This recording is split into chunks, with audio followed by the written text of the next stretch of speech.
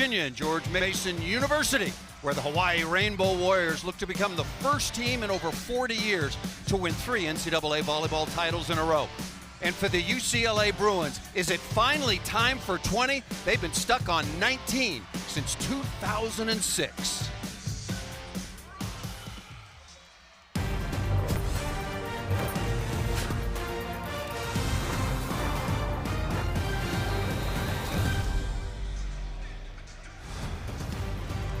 Welcome to Eagle Bank Arena, the site of the 53rd NCAA Men's Volleyball Championship. The number 1 UCLA Bruins, 30-2, take on the number 2 seed, Hawaii Rainbow Warriors.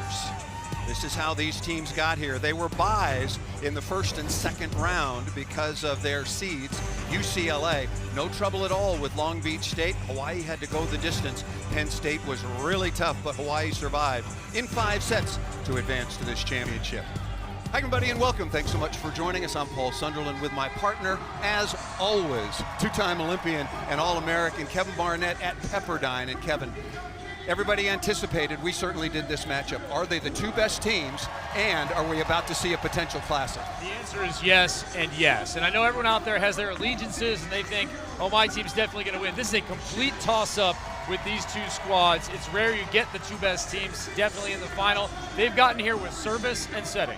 And speaking of setting, which we'll get to in a moment, 2 absolutely fabulous players at opposite ends of the spectrum in terms of experience. 9 All-Americans, first-teamers in this championship match, and both setters, by the way. Both setters are outstanding. You're in for a showcase of how to play the position. Is it usually about location, tempo, and choices? Sure, I agree. However, Jakob Telle can shape his hands in the off plays. Watch his deliveries when the ball is over the net. And also his feel for the game. The longer the rally goes, more advantage for Jakob Telle and Hawaii. On the other side, Andrew Rowan took over partway through the season. He has led the Bruin team 13 times in aces in the match. An incredibly talented young man, a leader, and he is technically pure. Watch the soft touch on the ball. He is a textbook operator when it comes to contact to get to location. These 2 teams played once previously on March 11th in Honolulu, Hawaii. That was a very, very close match. As we look at the numbers, the tail of the tape for these 2 outstanding teams, Hawaii came out on top in that one, 3-1. The 2 best offensive teams in the country, the 2 best blocking teams in the country, and maybe the 2 best serving teams in the country, as why this might be a real pick'em and a really, really good match to watch. And in that match, neither team was able to really go off offensively. They both limited one another, and just how close was it? It was +3 for the entire 4 sets, Paul. It was 3 deuce sets and 2 in overtime. An incredibly close match. This, to your point earlier, is going to be a classic? Yes. These 2 teams in that particular match back in Honolulu on the 11th of March both hit under 275, which is really unusual for them. There's Charlie Wade, 13th season at Hawaii, had a very interesting start, sleeping on Dave Shoji's couch so many years ago, and here he is looking for his back-to-back-to-back national championship. And his counterpart, John Spurall. He's won a championship as a head coach at UC Irvine, 3 of them. He's won a championship as a player, a championship as an assistant coach, and now he's looking for his first as he returns to his alma mater, now in his 11th year on the sidelines at UCLA. And we talked to him earlier today. I asked him about the history. He said, when you're the head coach of this program, you're the winningest program in the history of the sport. You're darn right we're all aware that we have not won this championship since 2006. This is only their 3rd championship match appearance since that time. But they've been so close the last couple of times. Arguably should have won back in 2018. Lost that one at home to Long Beach State. So this whole year has been about, for me, revenge for UCLA for losing last year in the semifinals in a very winnable match. They're on a mission this season. Is it time for 20? The players know it, all the fans know it, and look at the close calls you're talking about in Ohio State in the semis, 18-16. And then the lead in the finals against Long Beach State in the 4th. They should have wrapped it up then. John Spurall said he didn't know till about last week that the players had taken the picture of them when the final ball went down in the semis last year and put it up on the bulletin board in the locker room. That's been their mission all year long, is to avenge that moment. On the other side of the net for Hawaii, this is a team that has played like a 2-time champion. You don't always see that This is the same group that won last year, but they play with confidence and poise. They're almost impossible to rattle, even in the face of a semifinal challenge from Penn State, who was exceptional 2 nights ago and pushed them to 5 sets.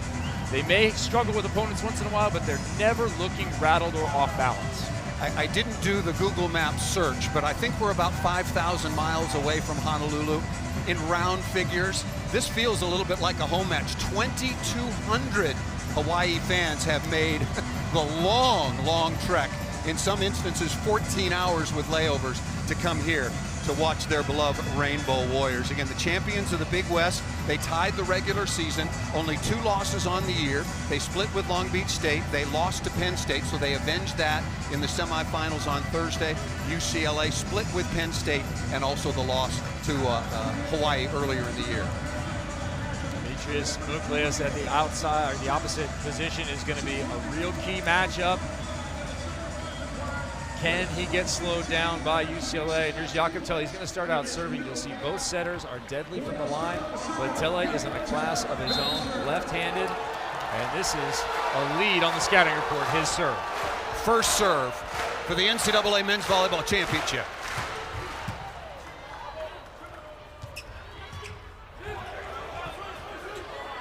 Out of system and an awkward start right now for UCLA. Muklias off the edge of the block and out of bounds. You asked John Sproul, great question earlier today. What are you most concerned with? He said number 1, Jakob Telle from the service line. Number 2, Jakob Telle from the service line. Number 3, I'm repeating myself, Jakob Telle from the service line. I'm sensing a pattern here. Well, he had 2 aces in the match in Honolulu, but was consistently putting on pressure. Right, it's not just the aces. It's not just what shows up. It's what do you pass against him. Like this overpass. That won't go down as an ace, but it should. He's the all-time leader, career leader in aces with 121 at the University of Hawaii, the 5th-year senior, as you saw, out of Norway. And he is a physical setter. He is a wonderful athlete. 6'6", leads the nation in assists.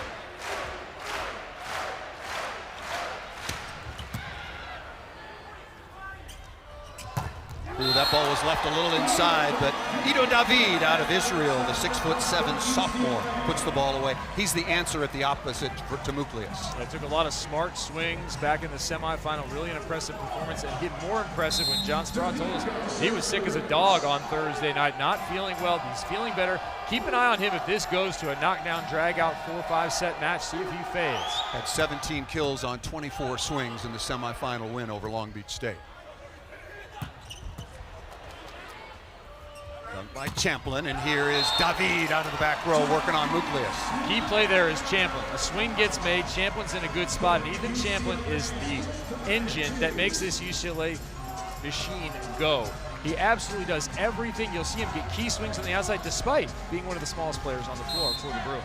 David, one of those 9 first-team All-Americans on the floor in this championship, plays for the Israeli national team, averaging 3.6 kills per set. And that's going to be a net violation, which will nullify a pretty nice dig by UCLA. Guilherme Voss out of Brazil in the middle with a kill.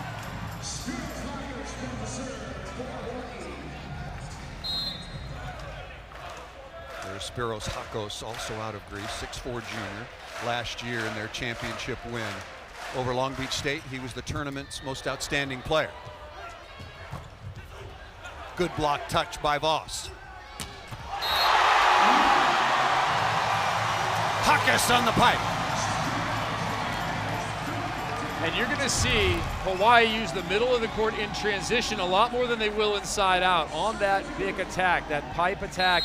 And that not only is an important point here early in this first set, they want to get Hakos going. He had a rough semifinal, hit below 100. So the more offense they got at him early and put him in rhythm, the better. 8 out of 26 with 6 errors, and coming right back at you, Guy Guinness, also out of Israel with a kill for UCLA, 6'5" redshirt sophomore. Conference Freshman of the Year last year, and going back now is Alex Knight, wearing number 12 in Bruin Blue, 6'6" senior out of Culver City, California. 6 kills on 11 swings, only 1 error against the 49ers of Long Beach State. A little more middle attack, no touch there. That ball missed out of bounds. What was wrong with the connection? I think that ball came a little bit off the net, and so it ended up kind of inside of Voss's frame rather than out in front of him where he could get a hold of it. Two best offensive teams in the country, as mentioned. UCLA led the way at 383. Hawaii not far behind at 370.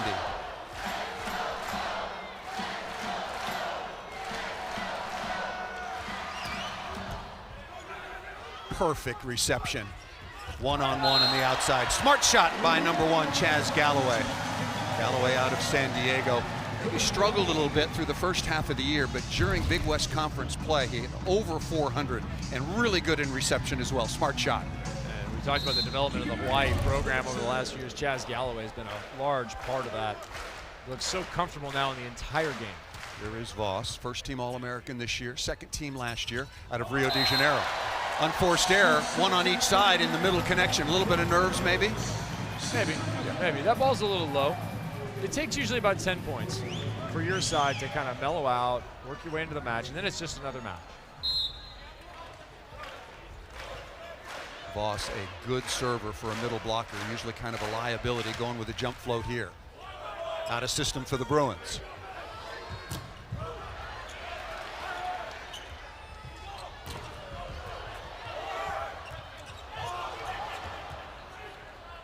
Couple of ball control errors, back to David.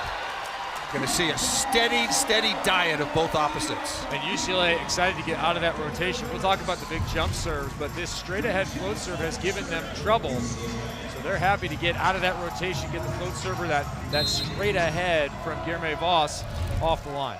Coach Spera of UCLA spent a good bit of time this morning in their serve and pass, talking about exactly that, the serve by Voss and the jump float down the line. And having the scout team execute that, the second team hit that against the number 1 team passers. Demetrius Muklia, 6'6" junior out of Greece. 4 kills per set, number 8 in the nation, number 6 in the country in hitting percentage at .395. Only a junior, but this is his last match for Hawaii. He's turning pro after this. Nice joust by Rowan to keep the play alive. Not a good set in transition by Hakas. Unforced error, Hawaii. I like the aggression, though. I like the aggression of that swing by Muklius. I'll take that. He really excels at generating forward momentum in a very small time frame. He only needs one step, and he'll move forward into the ball to generate some force. Andrew Rowan, an amazing story. 6'6" freshman out of Trabuco Canyon, first team All-American.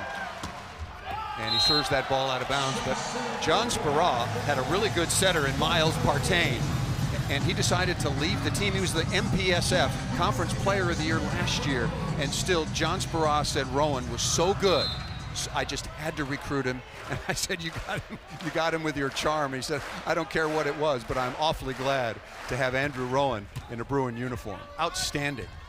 Oh, what a block!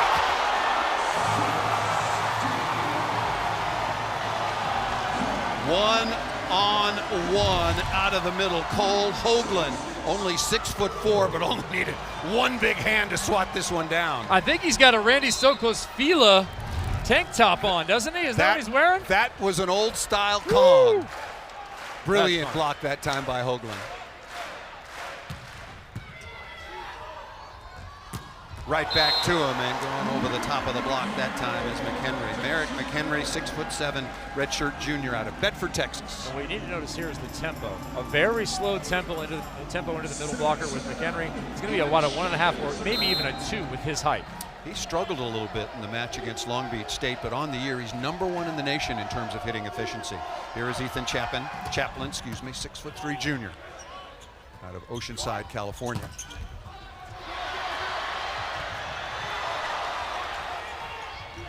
Both teams getting a lot of block touches.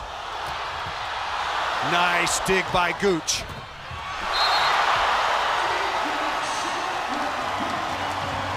Troy Gooch, 6-foot redshirt senior, wearing the white Libero jersey out of Buffalo, New York, making a brilliant play here defensively. Nice and still, perfect reaction, and then that quick attack back. You got to know when to use the right weapon. What a choice by Rowan.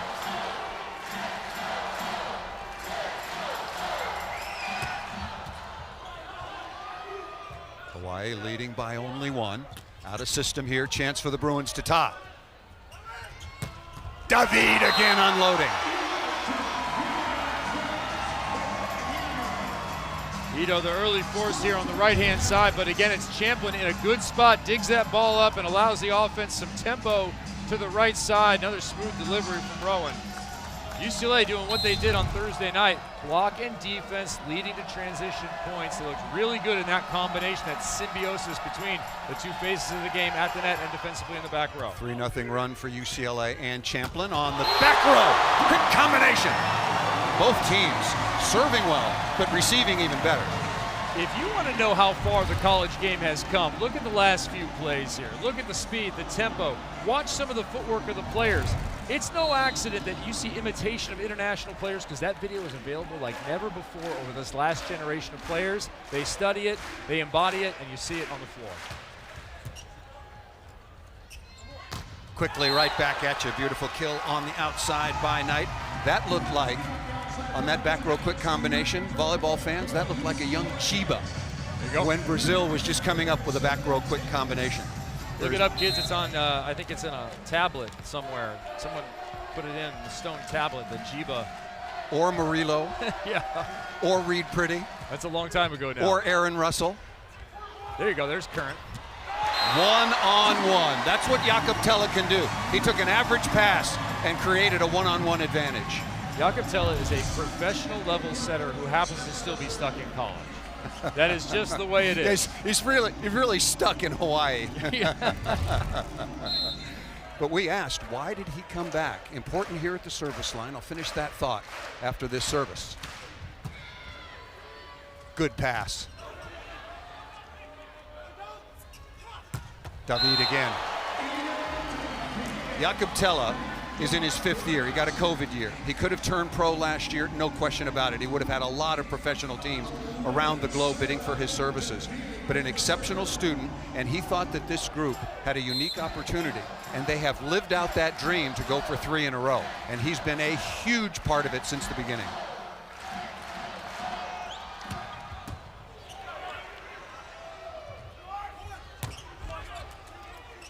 Good ball control by both teams. Block touches, off touches. Until there.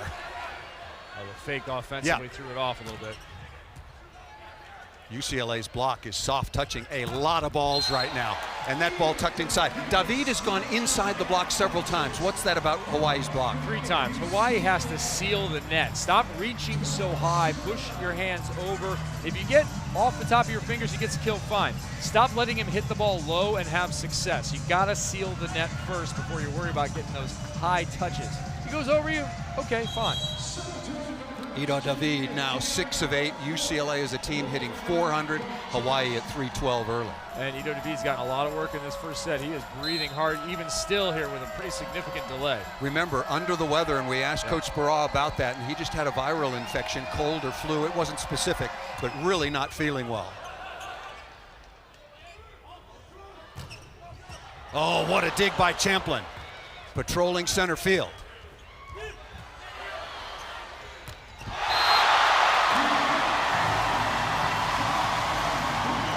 Say no more. What a choice by Tella. And Voss knew he had to make himself available. Oh, Voss does this all the time. Yeah. He knows that he will be found by Jakob Tella if he just gets up. Hakas averaging 3.4 kills per set, 37 aces on the year. Again, outstanding player, most outstanding player, last year's championship. But really struggled the other night. Off the top of the block again, and there's already been a substitution. J.R. Norris, 6'5" redshirt senior out of Lancaster, California, has come in for UCLA. And this is a both very, very talented team, but UCLA probably, or do they have the advantage in terms of depth and options? I believe they do, yeah. And you can bring in Norris, who is a 12-year vet here in NCAA volleyball. He's hitting 582 on the year. He's been in school 6 years. He's had a really nice senior season.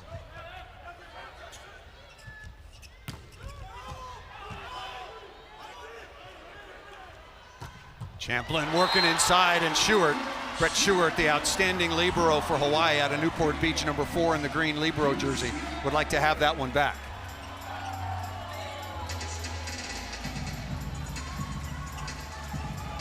UCLA leading it 14-12.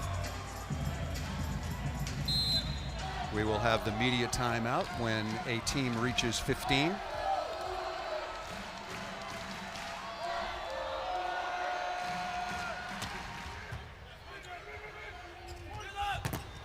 Good block touch. Perfect reception.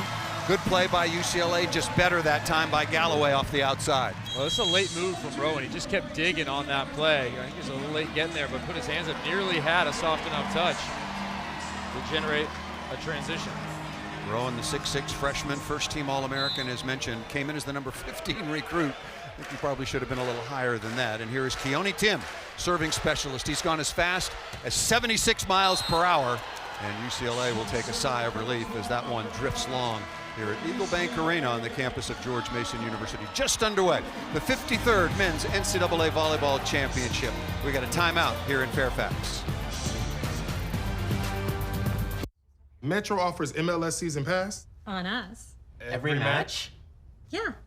Oh, yeah. Says it on the poster. Now at Metro, you can enjoy every soccer match with MLS Season Pass on us and unlimited 5G for $25. Now this is the best idea ever. The all-new Doritos Cool Ranch Papadilla from Papa John's. We put the bold flavors of Doritos Cool Ranch all over our signature flatbread-style sandwich and created the zestiest flavor mashup ever. Oh, and some Doritos Cool Ranch dipping sauce? We thought of that too. Get the new Doritos Cool Ranch Papadilla before it's gone. Only at Papa John's. I'm your glitchy Wi-Fi, which means your smart home isn't so smart. Sprinkler on. And now I'm sending mixed signals to your garage. But if you haven't bundled your home with auto, unpacking this isn't gonna be too much fun. So get Allstate.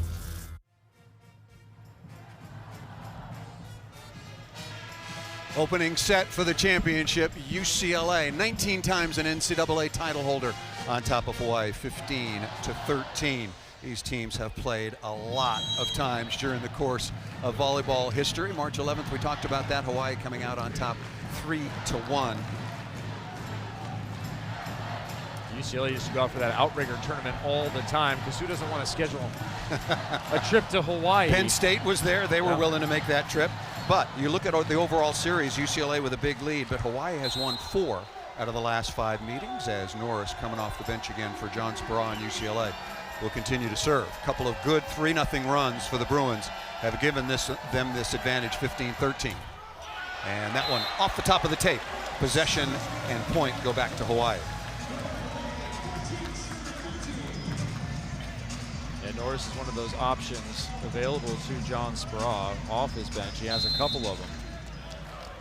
You might, in fact, see Cooper Robinson at outside hitter, a talented player.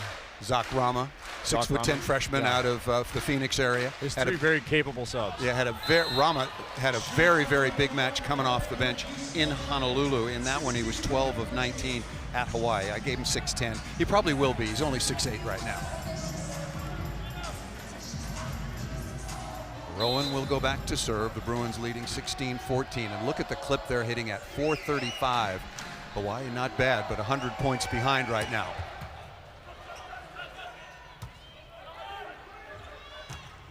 Muklias just accurately down the line, away from Gooch. I was talking to Josh Walker last night, assistant former Hawaii player. He said that this is what he's always had, that straight ahead, wrist away move down the line, which most opposites have on the right. So the thing that's made Dimi really dangerous over this last year is he can not only do that, but also watch him tattoo the 10-foot line over in position 2. He'll pull it hard cross court. Great save by Champlin. Oh, and a better block. Hoagland along with Tille working on Ido David.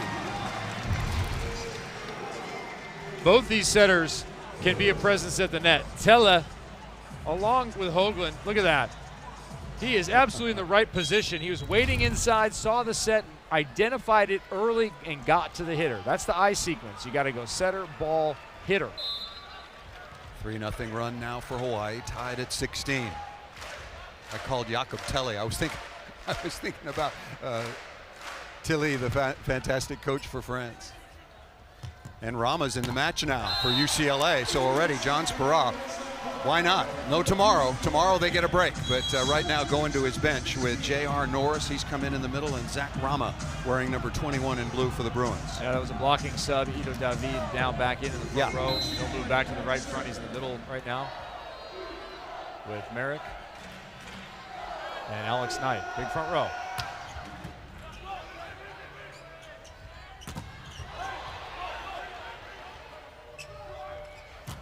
Muklius again down the line.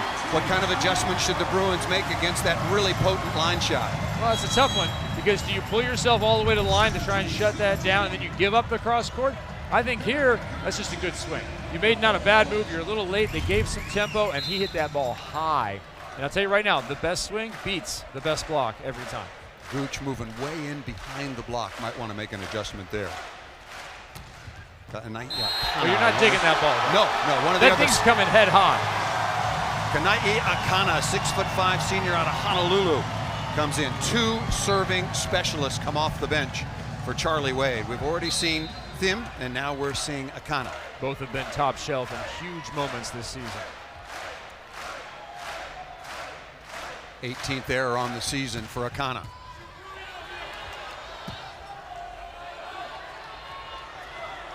Free ball. Where is Tella going to go? He takes a look. Knight going high hands off the Hawaii block and out of bounds. That one off of Guilherme Voss. And this is a very typical response by Hawaii. Down a few points, middle of the set. A lot of teams will kind of give up 3 more points, and all of a sudden they're out of the set. Hawaii, you cannot rattle them, and they are right back here level. Well, they were really pushed to the limit, particularly from the service line by Penn State, who had 12 aces. But they just stay together. Good pass by Galloway.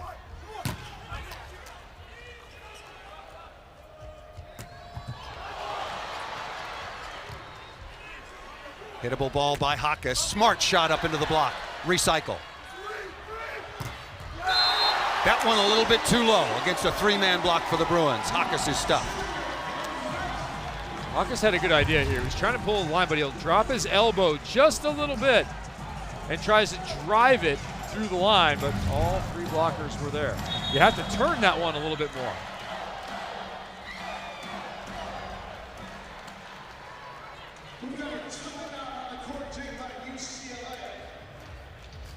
The public address announcer says that there was a timeout taken by UCLA. I think that is incorrect. Yeah, we've got a Hawaii challenge, possibly on a net violation against the Bruins. We have not been able to find out, at least for the moment, what the situation is in terms of who's challenging. Rachel Jensen is the 2nd referee. Ron Pelham is the number 1 official. Net violation called against the UCLA Bruins. That's good work by the Hawaii coaching staff, keeping an eagle eye at Eagle Bank Arena.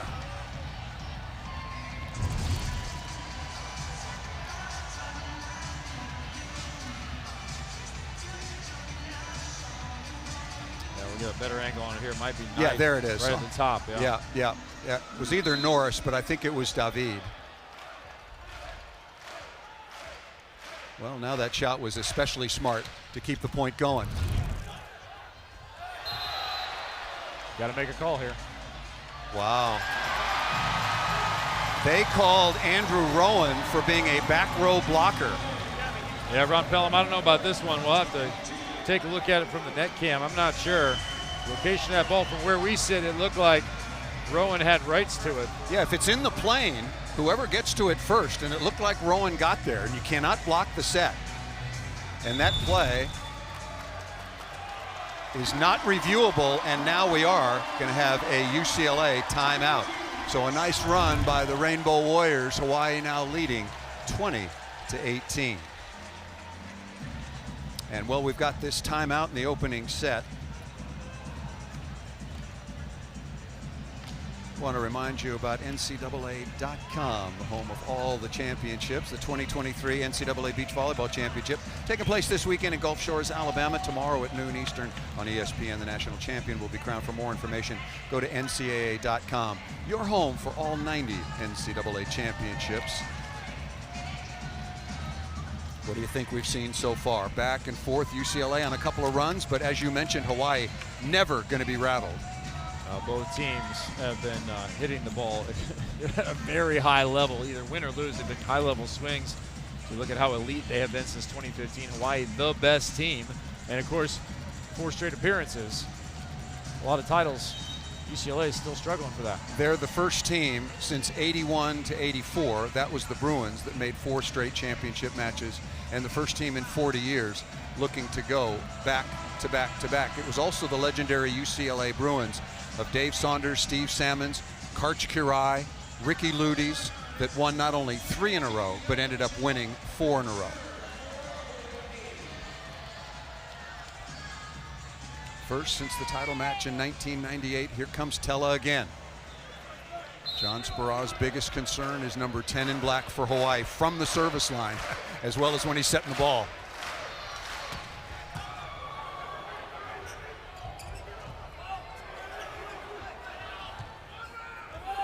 Free ball for Hawaii, didn't do much with it. And that ball is out of bounds. Boy, to me, Kevin, that's a big break for UCLA. Free ball, and Hawaii didn't play it cleanly. Well, this ball comes off the block, and it's a tough pickup. That ball's blocked down. They just could not bring it back up. I think that's a valiant effort. But we're right where we all thought we'd be here in this first set ball. 20-19. UH was down early. They've come back. UCLA now is trying to answer. They have a point scorer at the line. But no aces so far. No, both teams. Set, yeah? Both teams have really settled in, but that ball missed out of bounds by Hakas. Just that one from Hawaii about two-thirds of the way into the set.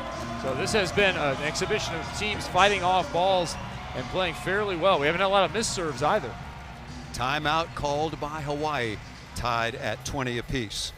Coming up tonight on ABC, we'll have the Western Conference semifinals. Game 3 between the Warriors and the Lakers series tied at a game apiece. The Countdown crew tips off our pregame coverage at 8 Eastern time. Lakers won the first meeting in San Francisco, not in Oakland any longer, for the Golden State Warriors. And then Steph and Clay came flying back and made easy work of it. I turned it off when they were up by 30 the other night.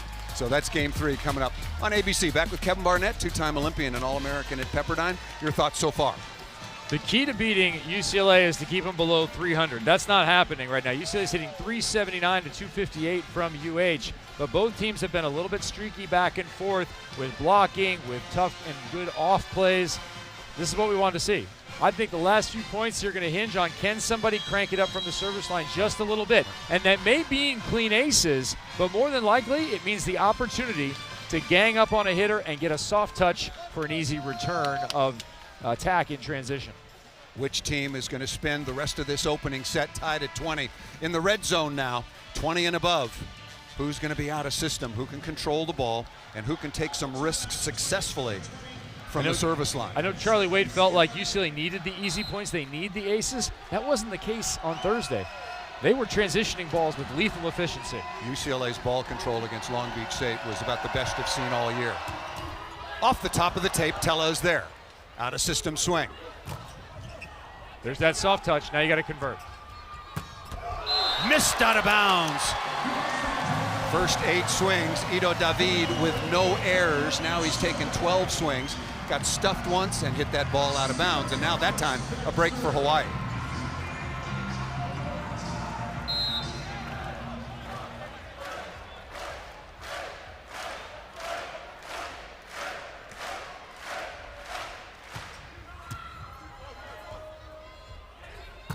David again, did he get a touch?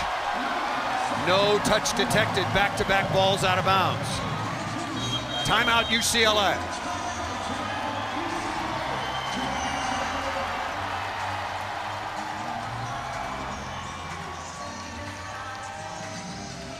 Hawaii feeling a little bit more comfortable after coming out of that timeout. Now on top of the Bruins, UCLA out of timeouts. And speaking of that, timeout yesterday, except for some brief practice for both of the teams in the finals. And the University of Hawaii came a long way to our nation's capital and certainly enjoyed a beautiful day, as did we yesterday at the White House and at the Capitol there on the Mall. One Lincoln saying hello to another. And who brought the hat? Keone Tim, is that yours? Or did you find that somewhere? They had them in the concession store in the Capitol, but I just didn't go that route. Yeah, what an opportunity for these young men to come and enjoy the nation's capital and then take a shot at a national title. I like the way the schedule's set up. You need a day off in between to rest and recover, certainly after a 5-setter for Hawaii. And set up for a really nice championship match. It's been a good first set for UCLA. They need to get the side out and they get right back to that formula that they had moments ago. Ido David, well, he's been a lot of the offense here in the first set. He has 12 attempts. Next highest person is 7, and that's a guy who, like we said, we're going to watch in terms of what he has in the gas tank. Back-to-back errors, I don't think you go to him again. I think you go to the outside here. That's going to be Knight. Is it too much, David? This is a UCLA team, first in the nation in offense and very, very well balanced. No, because he opened up hot, so you keep going to him. Free ball for Hawaii, looking for the largest lead by either team in this opening set. Back row quick combination, look out!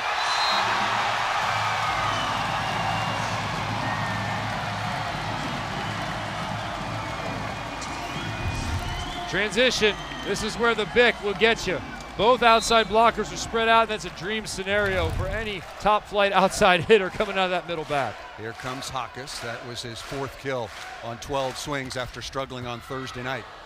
Had some issues with a calf, and good side out, J.R. Norris, and delivery that time from Rowan. UCLA needs 2 here. They got to tie it at 23. I don't think they have any choice. Hawaii is not a team that's going to get to 24 and then give you a few back. That is not going to happen. You got to score 2 right now. Here is Alex Knight, 15 aces on the year, but right now just looking for pressure. Got to get Tella off the net. Look at that set in transition. That ball set badly that time by Guilherme Voss. Really good serve to start things off by Knight, number 12 in blue.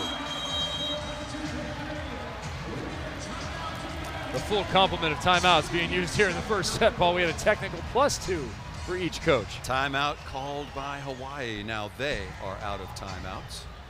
Let's take a look at the Capital One Cup standings update as teams compete for a combined $500,000 scholarship donation from Capital One. On the men's side, Connecticut, after winning their National Basketball Championship, they are number 2 to Georgia, South Dakota State, Syracuse. And on the other side, Texas won the women's NCAA volleyball championships. LSU won the women's basketball championships, and UCLA, the number 1 seed on the beach. They will be in the semifinals tomorrow. Excuse me, the semifinals are concluded today, but we're a little busy. I will check on my computer in between the first and second set. Again, 2,200 loyal Rainbow Warrior fans made the trek from the islands here to near our nation's capital. Washington, D.C. was a short train ride away for us when we had a chance to go into D.C. on an absolutely beautiful spring day. The fandom that's built in Hawaii is a unique thing on the men's side. This is kind of the second peak for that program in terms of excitement in the community. When the blocking sub comes in for UCLA. 23-22, and you mentioned when Hawaii beat UCLA back in March in Honolulu, 2 of the sets went to overtime. It was very, very close, so there's no surprise. Cole Keterosinski is in to block, so Andrew Rowan has come off. Watch to see who sets in transition. They may not need it. Brilliant serve again by Knight, and that ball's going to fall. Tied at 23.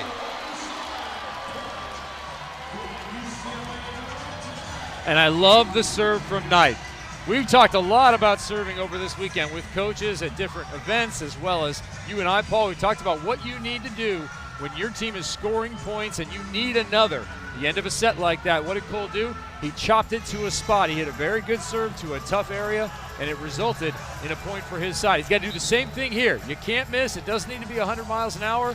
It has to be something 60 miles an hour to your spot. There's plenty of space in front of Galloway. You could cut the ball straight ahead right now if that's in the toolbox. So 60 miles an hour is taking something off. Knight again. Took a lot off of that one. Good pass by Hawkes. Boy, UCLA would like to have that one back. They really did a good job of getting some hands on Muklius, but couldn't follow up. You did the work necessary. Now just side out. They get back to working for UCLA. For Hawaii, you want to close right now. And this is going to be that straight ahead float serve. Champlin has stepped all the way up to the 10-foot line. See if this gives him trouble. I bet he gets it. Gooch there, the libero as well. The transfer from Purdue Fort Wayne. Been really good for UCLA. Gooch with a perfect pass. And down! The pass was pure, tied at 24. So one set point saved by the Bruins. I'm not going to mess around if I'm Jakob Telle. I'm going to Muklius.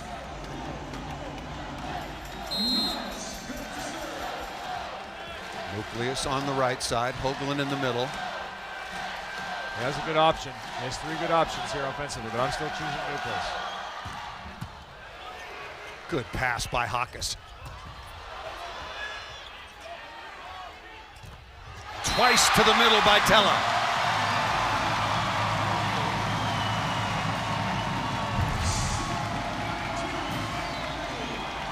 Yeah, good footwork, way to follow the ball by Hoagland on that second attack. It spun him around, and he just kept digging into that 3 ball. Hoagland, number 7, 6'4" junior out of Waimanalo.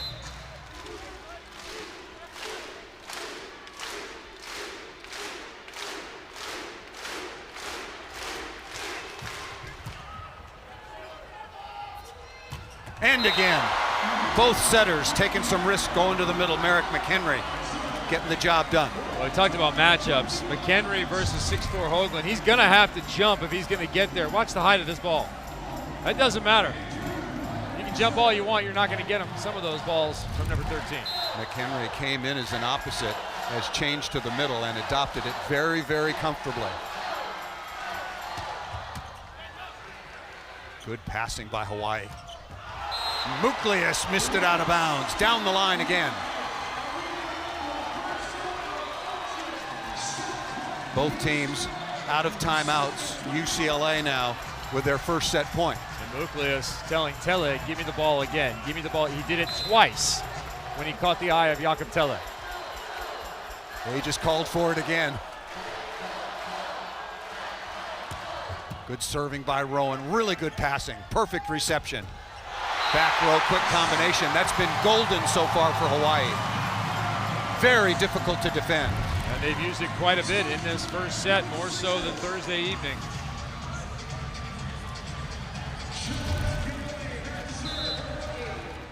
Boy, Hawkes has been nails passing so far, number 23 in black. Big role why he's on the floor for Hawaii, among others.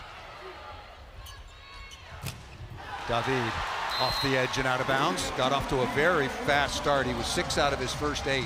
Now he's 8 out of 13. UCLA as a team hit 343, Hawaii 282. Yeah, that delivery from setter Andrew Rowan was absolute money. He's fading back to the right-hand side of the court. He shot it on a line, still in tempo, but from about 50% further than it would normally travel. Second set point for UCLA. Hawaii has had 2 set points.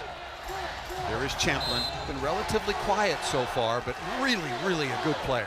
Top flight. Very, very studious, as John Sparod describes, and that one might have been out. Free ball for UCLA.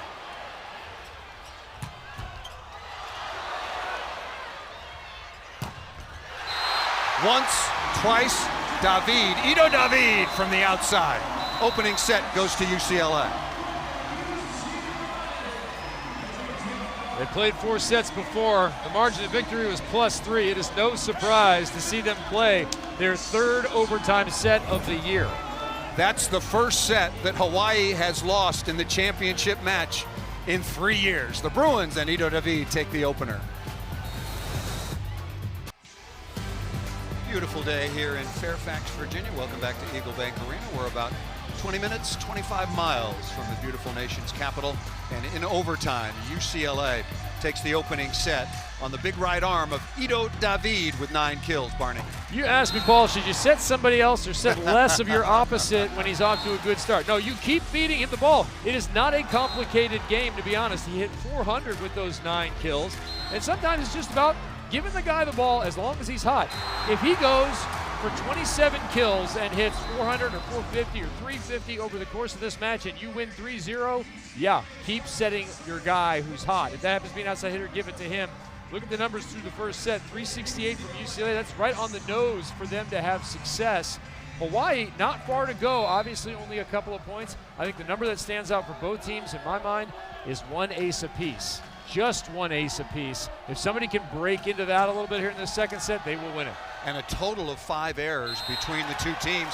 And there's an ace right away by J.R. Norris IV. One of the numbers that also jumped out at me in the opening set.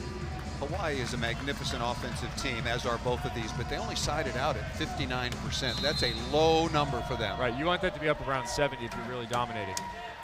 You know, Norris and Merrick McHenry both have been opposite hitters at times. That's what makes them dangerous from the line. The development there keeps you dangerous from the service line. Well, John Spara, speaking of Norris earlier today, said, you know, he probably should be a starter. He was early in the year. Exactly, and played a lot of volleyball as evidenced by his efficiency. 1.4 kills, hitting 582. But I know I've got him to come off the bench. And importantly now, in that role, has gotten to help the Bruins to a 1-0 lead. Here's Tella.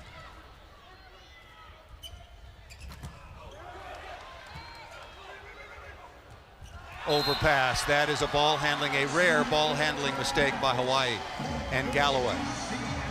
One of the things that also, when we looked at that match summary so far, UCLA, the #1 blocking team in the country, okay, they don't have any stuffs, but they touched a lot of balls, really a lot.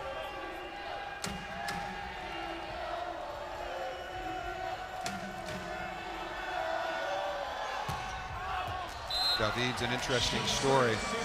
Shared the opposite spot, or played behind Kevin Cobrine last year, who transferred to USC, and now this spot is certainly his and his alone, and for that he was a first-team All-American. 2 critical things happened for John Spara this year, and Dan Friend on the Viral Volley podcast pointed it out, head coach at Lewis University. He said the subtraction was big for UCLA, and that was both before the season, as David goes long there when Kevin Coburn transferred, as you just mentioned, and then he had to play Ito David. There was no debate. Kevin Coburn's a terrific player. He's kind of back and forth. John Spara with who do I put in there? And at the setting position, mid-season, who do they lose? Miles Partain. Miles Partain. And so then it just goes to Andrew Rowan. He's 100% in there, and he responded by becoming one of the top players in the conference, if not the best setter in the nation, were it not for the guy across the net from him tonight. Right. You talked about, when we first came on the air, you mentioned it the first time about Rowan being the heir apparent, not just at UCLA. He's going to have a good career there, but maybe the heir apparent for the United States going forward. Might be just in time for Micah Christensen, who's had an incredible international career, to mentor him for a couple of years and then start and play. He won the U21 gold medal and was best setter just last summer. Yeah, fast track for that kid. Back row quick combination. Very, very difficult. Hawaii'd like to spend a lot more time in system, whether it be in transition or in first ball receive. Wide open net. Yeah, and that's been the case. And so we talk about riding the opposite on the Hawaii, or on the UCLA side. On Hawaii side, that keeps working. Set it more. Set it more. Hawkes having a nice opening to this championship match. I'll give you his numbers in just a moment. Champlin smartly off the edge of the block and down, but back to Hawkes, 6 kills on 14 swings. Muklius, who is clearly their go-to, another first-team All-American. There are 9 of them. He's only 5 of 15 with 2 errors, hitting 200. Here's McHenry, got kind of an unusual hybrid serve, but can be very, very dangerous. UCLA misses, on average, 5.2 serves per set. They've been very clean so far. Nice play by Hoagland out of the middle. More middle tonight than we saw in the semifinals from Hawaii. Well, they have been destabilized in the exact same way that Penn State destabilized them. Basically, Penn State came in here and Hawaii'd Hawaii. Hawaii's a team that's usually the aggressor from the line, and Penn State was on fire. The most aces Hawaii had given up all year was 7. they gave up 12. And they gave up 7 to one player alone.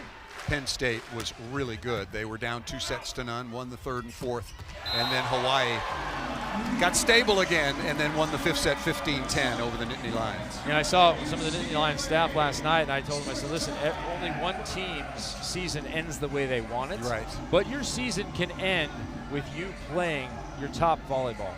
Hey, that's what happened with Penn State. Yeah, Brett Wildman played maybe his best match of the year when it counted. 7 aces. There's a radar gun. We'll see what kind of speed Rowan is putting up. Thim, the fastest server, the backup, the serving, that was 67 miles per hour and missed that time by number 7, Andrew Rowan. You know, we talked about Partain deciding to leave the UCLA program and go play on the beach, but he was the conference player of the year last year, as a reminder, and led UCLA to the national semifinals before they narrowly, and I do mean narrowly, lost in the semis last year to Long Beach State. Boy, that's a really good combination. Boy, that is a brilliant gap set that had to cover about 2/3 of the net. And they like to run these little drift routes. This is a straight 3 here, no drifting about it, but he's going to come from the outside rather than the inside, so it's a little bit of a wrinkle on the 3 in that he's going to be outside to the left rather than inside to the right for that ball. Norris is a perfect 4 for 4. Tellez in the front court, so he contacted that ball legally.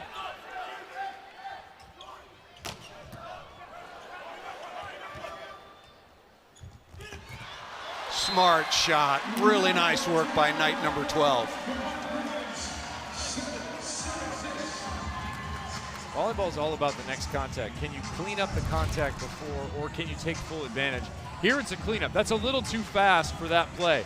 I like that ball to be hung up a little bit, because by going fast, you're fooling no one by simply going fast right in front of you. The 2 blockers are there. Put the ball high. Give your hitter a chance to elevate and hit through the top of the blocker over it.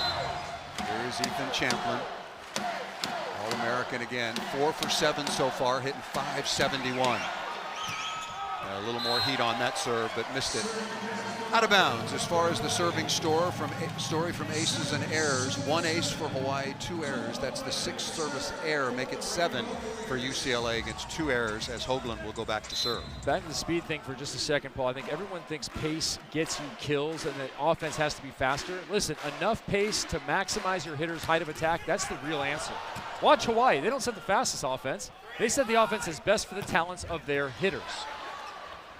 Cover by Gooch, back to David. Tattoos one down the line. David now in double figures, 10 kills on 18 swings. And if you're John Spry, you like this swing from Ito David, because this is the one he missed 2 of in that first set. The little inside out, down the line. He botched 2 of them. That was the way Hawaii got up in the latter part of that first set. You'd like your guy who's on fire to get right back to having that as an option as well. UCLA won the opening set 28-26 here in the second, on top by 1. Boy, Norris is having an impact in a couple of phases. Knight down the line, 1-on-1. Brilliant choice by Rowan. All set up, as you mentioned, by J.R. Norris, who had an ace in his first turn at the service line and darn near got one there. I like the long set. You know why? Because Guilherme Voss told me last night he was going to front Merrick McHenry. He's going to front him, so the long set is good. As soon as you see that, if you're Andrew Rowan, you should go long all the time whenever you get pushed out of that setting zone. Well, you mentioned that point about McHenry against Hoagland, but also Guilherme Voss against McHenry. You got to basically commit if you want to get a hand on his attack. No, you don't, because it's slow, and that's what I asked Guilherme Voss. I said, are you going to commit it all? He said, I don't have to. The ball is slow. Interesting. What I'm going to do is front, and you see that. But when you front, as soon as you spread yourself to one side of the floor, it is a long way to that other pin. Good pass by Champlin. Right there, he got us off touch. That's what he needs, but not enough. That was a really, really good block touch there in the middle by Guilherme Voss, 6'7" junior out of Rio de Janeiro. He's wearing number 21 in black for Hawaii. Hawaii 29-2 on the year. They were 9-1, co-champions with Long Beach State in the Big West Conference. UCLA at 30-2. They won the MPSF for the first time since 2006 behind National Coach of the Year, John Spurall. I haven't mentioned that Jakob Tella was the AVCA National Player of the Year. And Ido David, another ace for UCLA. So who's dialing up the service pressure in this second set? Thus far, it's the Bruins. Who has the lead? The Bruins by 3. UCLA coming into this championship match, 212 aces on the year to only 110 for their opponents. They were number 3 in the nation in aces per set. Largest lead of the second so far for the Bruins.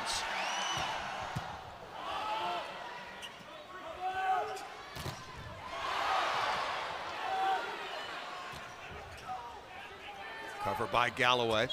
Another opportunity, and that's going to be a net violation. Break for Hawaii. Missed opportunity for UCLA. Yeah, ball's definitely passed too tight. If you're Andrew Rowan, the thought process is, should I dump it here? Everybody thinks I'm going to dump it, throw it outside.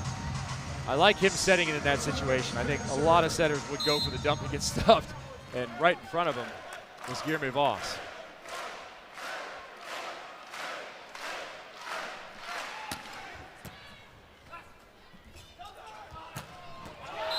David again got a touch off the Hawaii block. And side out and score for David. What impressed me with David on Thursday night were the number of smart swings he took. I mean, the numbers were great, fine.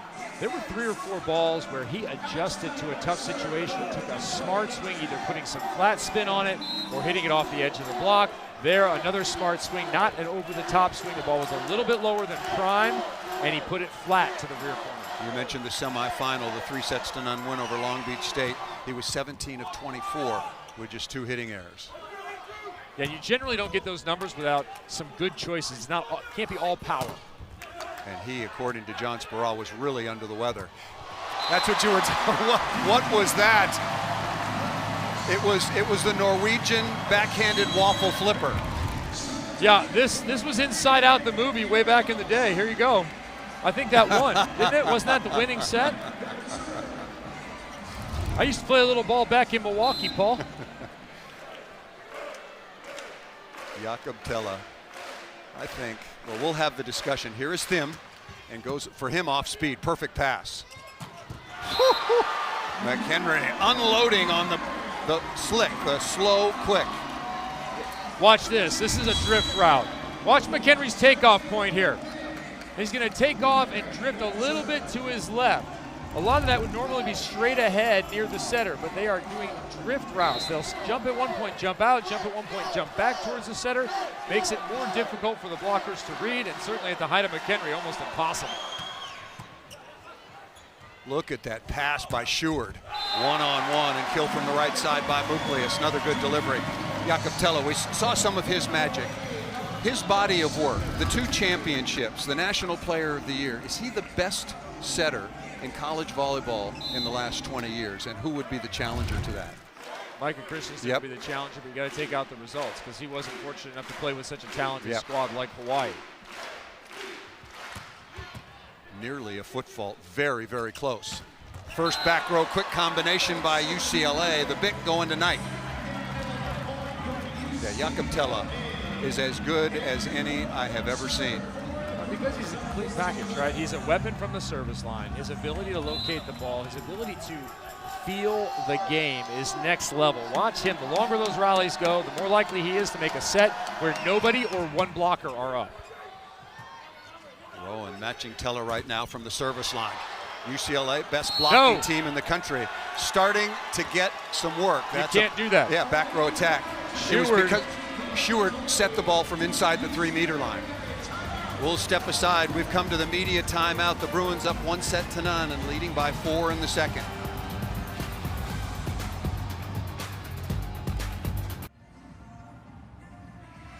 Second set, UCLA up 1-0 and a 4-point lead, largest of the match for either side, and it comes on this last play. A technical play. Swing by Chaz Galloway, a block, and a quick bang-bang play. Brett Seward sets it with 2 hands, sets it overhand. You can't then attack the ball above the level of the net. So the moment that swing gets taken, that is a point for the Bruins. Had he bump set it, Right. no problem. Had you set it over, no problem. But you can't attack above the level of the net. And Seward was yelling at Jakob Tella, no, don't hit it. He knew immediately, just by the mechanics, that Tella was going to take a rip. We had one of those on Thursday, too, which Yeah. is kind of weird. You don't see that often. It is not a common call. Players do a good job of interpreting those situations. Galloway is roofed by David.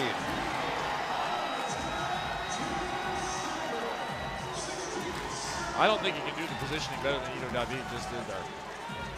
Got his feet to the ball and pressed over. Watch how far over he is. Oh, he's actually, you know what? He's kind of fading out there. I take it back. I thought he was there from our angle. The first block of the match for UCLA. Here is Rowan.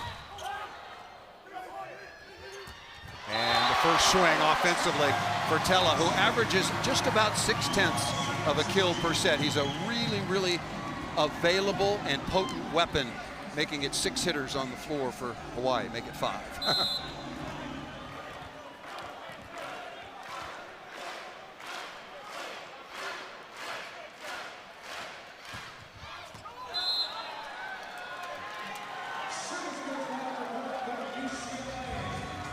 All right, the prescription for Hawaii here is obviously you have to keep siding out, but you're getting to the danger zone of this second set. You have to serve in, so you start serving your spots, and you have to be winning first ball transition for a kill, for a point.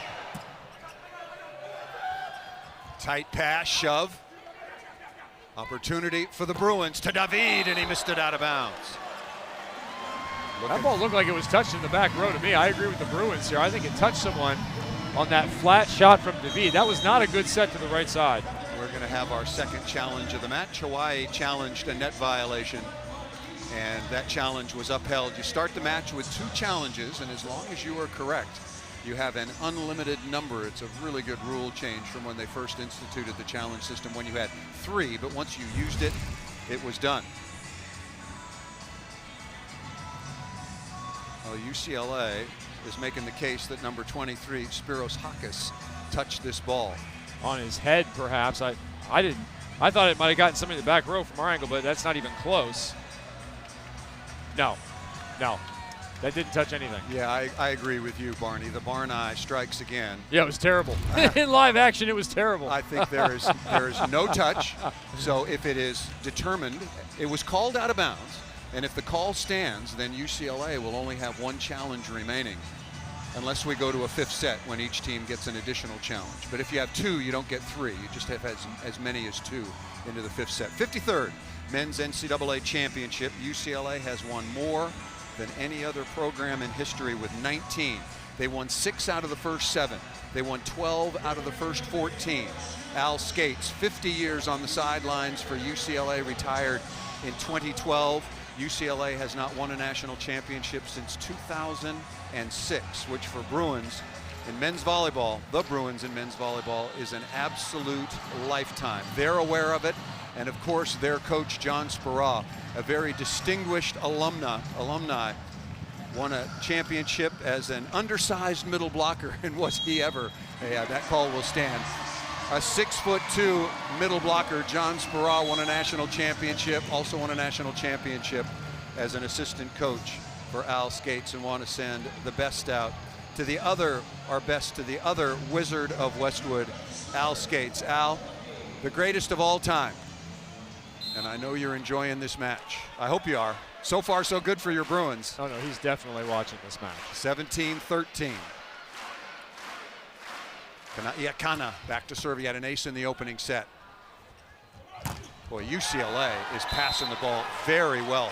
Side out numbers before that particular reception, UCLA siding out at 72%, Hawaii at 62%. That is a big, big advantage for the Bruins. 70+% generally wins you sets and wins you matches. You're really putting Hawaii to a choice here. Do you do, as I said, serve the ball in, but the Bruins are passing exceptionally well, which puts you at a huge disadvantage, or do you just crank it up and go for broke down 5 as UCLA nears 20? Coleman McDonough, nice block. Second block of the set. Alex Knight got that one. Coleman McDonough, 5'11" freshman out of Pittsburgh, Pennsylvania, on as a serving specialist. This is awareness here. Look at how far Knight is tucked in there. That is well done.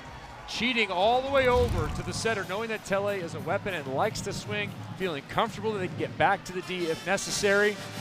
That is a really nice recognition by the Bruin block. UCLA leading 19-13, timeout called by Hawaii.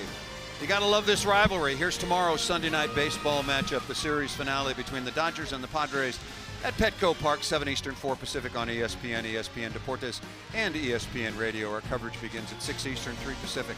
With baseball tonight, a Sunday night countdown. Back with Kevin Barnett. I'm Paul Sunderland. We are at Eagle Bank Arena in Fairfax, Virginia, on the beautiful wooded campus. We drove around a little bit. We've been busy the last 72 hours coming to practices and whatnot. And this is a beautiful, beautiful campus and university, George Mason University. Paul, we addressed briefly the UCLA block position on that last play, and I love when a team takes a chance. I love when they push in. Watch now, your number 12. He stays way over to his right-hand side in front of Tella. He's past the halfway mark. If this were inside Pauley Pavilion, he'd be inside the circle. He's daring Hawaii to set overhead to Muklius. It's not going to be that hard of, that quick of an attack. So watch and see this time if they execute the same thing. If he tucks right in next to Merrick McHenry, number 13 there. He's talking to him. I'll bet he stays in pretty tight once again. And McDonough once again, and misses that one into the top of the tape. So number 23 will head to the sideline.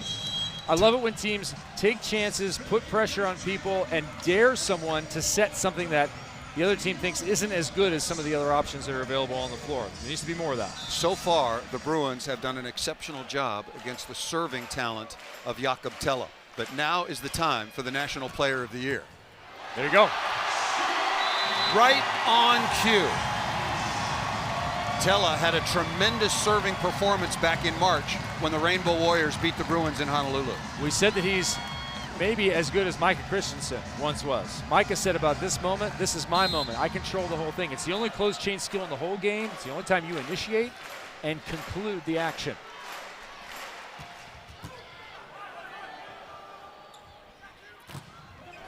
Got to convert this right now. Muklius. Good touch by the Bruins, but that ball's going to fall.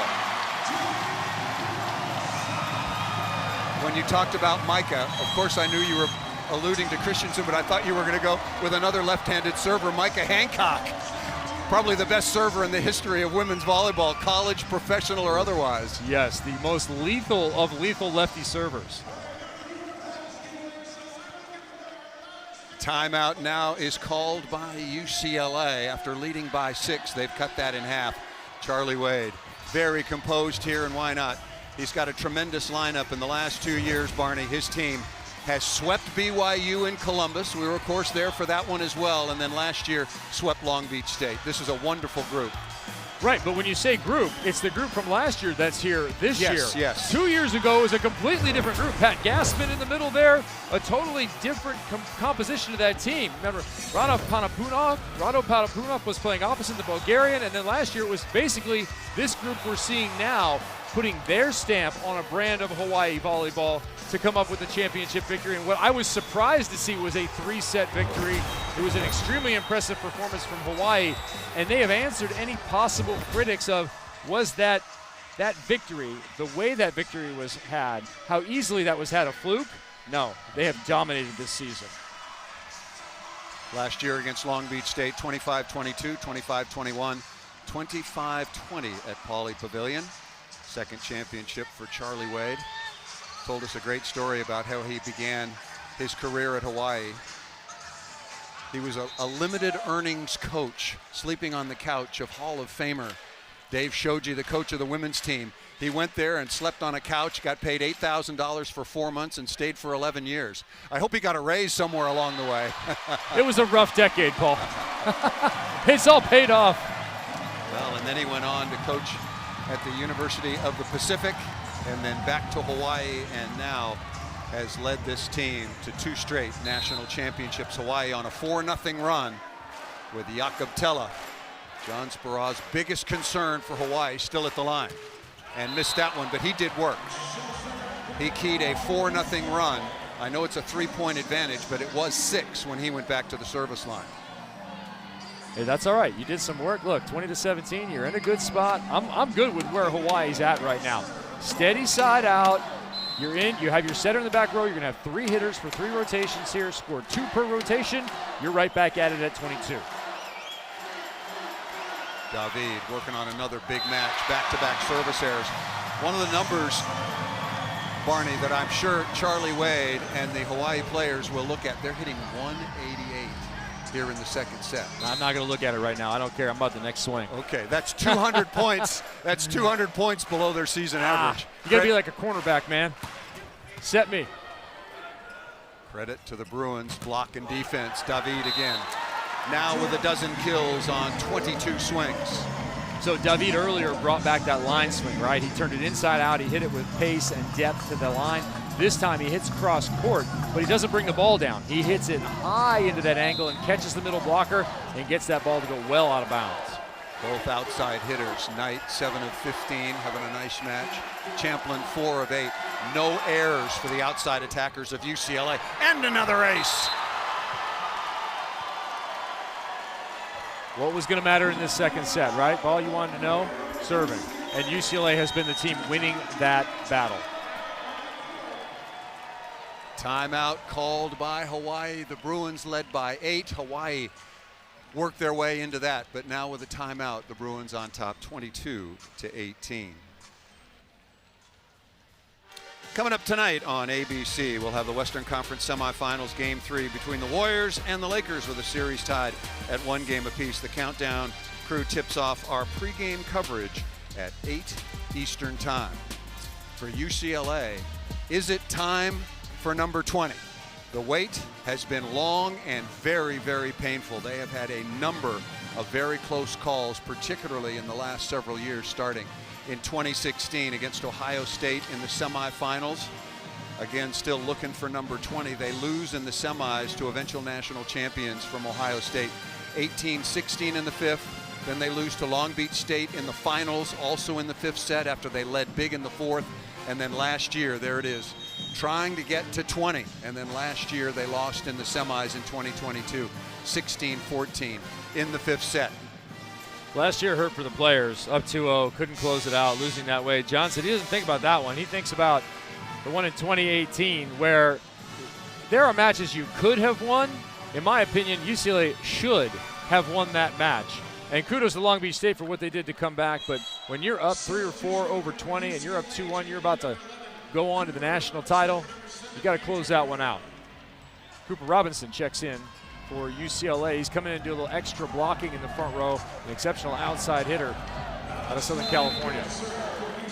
Robinson wearing number 11 in blue, 6'7" redshirt freshman out of Pacific Palisades. Demetrius Muklius, UCLA has done a really good job on him so far. I'll give you his numbers. And that serve is missed by Knight, but UCLA still with some separation at 22-19. Muklius is just 7 of 20 with 3 errors, hitting .250, way below his season average. It's a remarkable .395 with all the tough swings number 11 in black takes on the season. Here comes a float serve from Voss. He's missed a couple times. Got to go straight ahead. Remember, Champlin at 11 feet.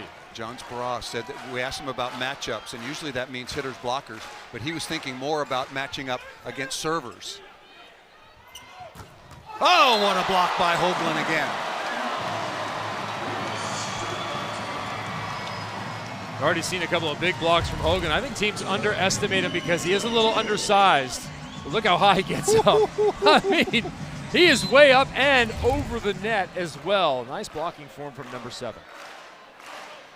Has dual citizenship with Japan and will play in the J-League next year. Back to McHenry, another good block touch. UCLA got to have it. Muklius inside the block and down.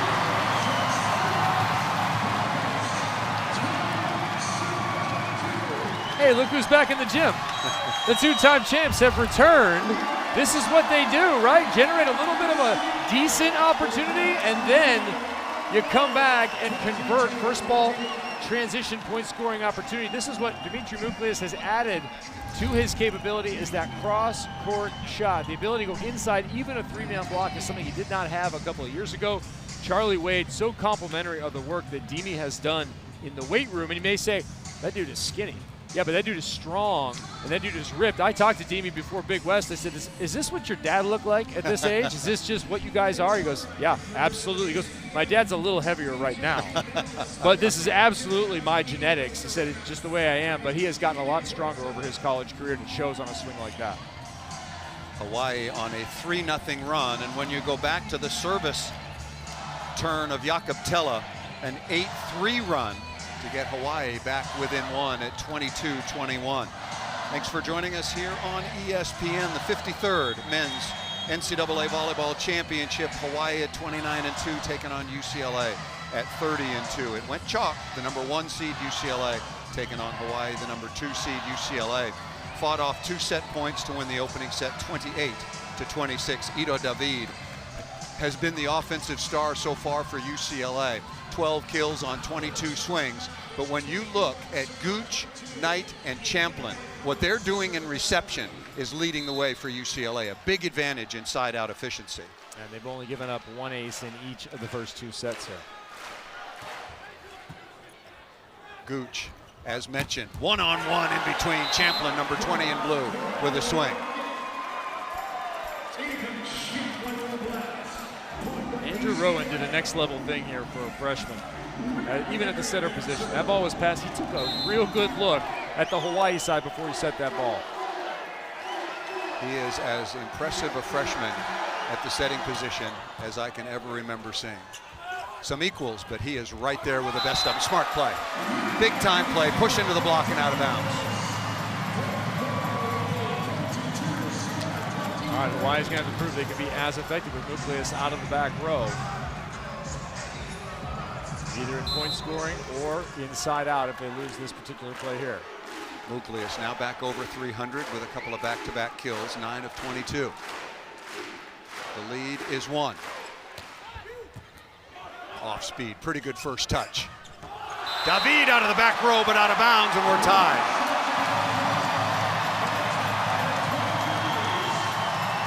Smart serving.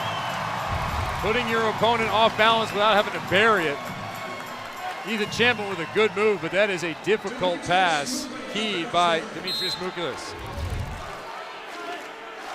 I'd cut it again a little further. I'd cut it in front of the libero. The lead was 19-13. Both teams are out of timeouts. Block touch by Tella.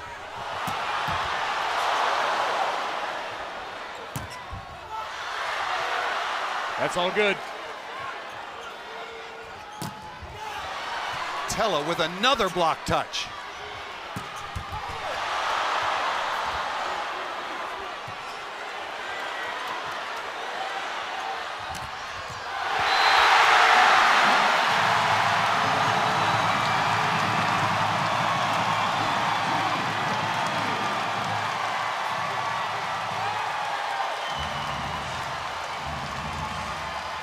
Hugh Maximus, are you not entertained?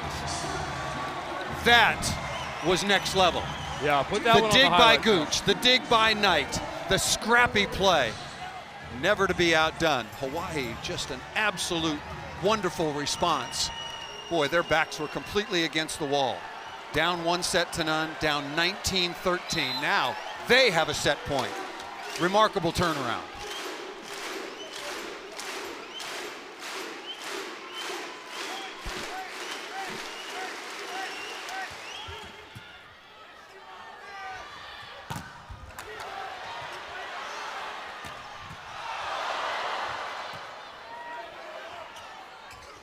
Ball was set too low. Chance for UCLA. David misplayed it. What a swing. What a swing. You're breaking my arm. Oh, man. You're breaking my neck. Coming overhead from an off-center, and you put it to the corner with crisp contact. Ethan Champlin, who's been soft-touched about 5 times in a row, you cannot do it better than that. In that moment for the set. Tied at 24. Magnificent play by both teams in the second half of this second stanza. Yeah, and how about the dig off the turn by Tella? And how many balls did Jakob Tella soft touch when he was blocking at the net for Hawaii? We told you got the two best teams. The last few points proved it. Ketrzinski, Cole Ketrzinski up front to block.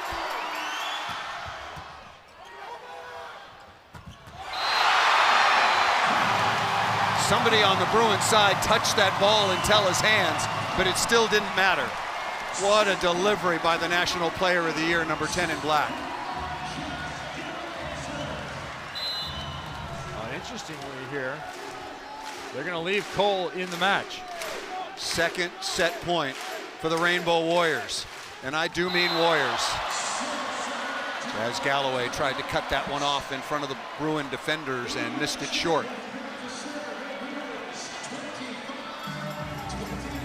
Just the 5th service error for Hawaii. Now I think UCLA here, Paul, I think they might be out of subs. Well, remember, they use McDonough as a serving sub, so they well could be. Gooch with another dig.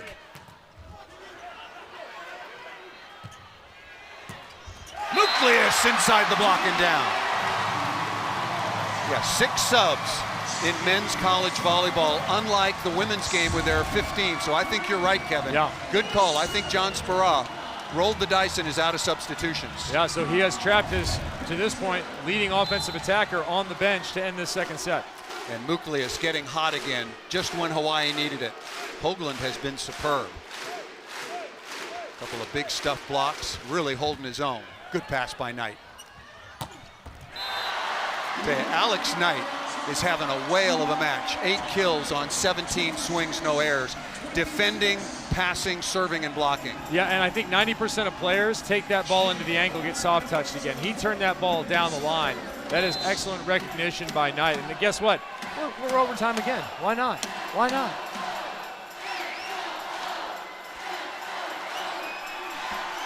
Tied at 26. And Norris misses out of bounds. That toss was too low. 4th set point. Nope, he's back. We had this. We don't have a count of the subs over here, I'll tell you that right now. Unless we keep track by hand, it's not in the stats, thank you, as to how many subs have been used. Well, maybe David, who was really under the weather on Thursday night, just needed a little bit of a blow.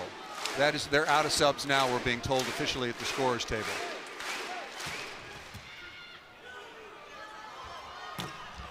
Out of the middle to McHenry, number 13. And the Bruins get past the serving rotation of Jakob Tella. Remember, he's the one that keyed the comeback for Hawaii. And I love that both teams are not afraid to use all of their weapons at a key moment like this. It shows you where they are offensively in their confidence and their ability to run their offense. Both have had middles, have huge kills here. Hoagland on one side, and that time, Merritt. Nucleus in row 1. That is a bad dig. That is not a bad dig. Got to keep the ball on your side. And that ball off the block and out of bounds. Voss. Jakob Tella, after 1913, has taken his team to a completely different level in a couple of phases. Oh man, you love this. If you're a volleyball fan, you love this. If you're in this match, you love the level that this is being played at. 5th set point now for Spiros Hakas.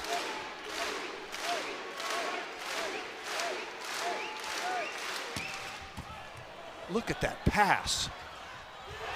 And the ball falls. What a brilliant reception by number 12, Knight, on a rocket down the line from Hawaii. Just how large is the wingspan of Merrick McHenry? Large enough. that is quite the reach with the left hand. McHenry now with 7 kills on 11 swings. Tied again.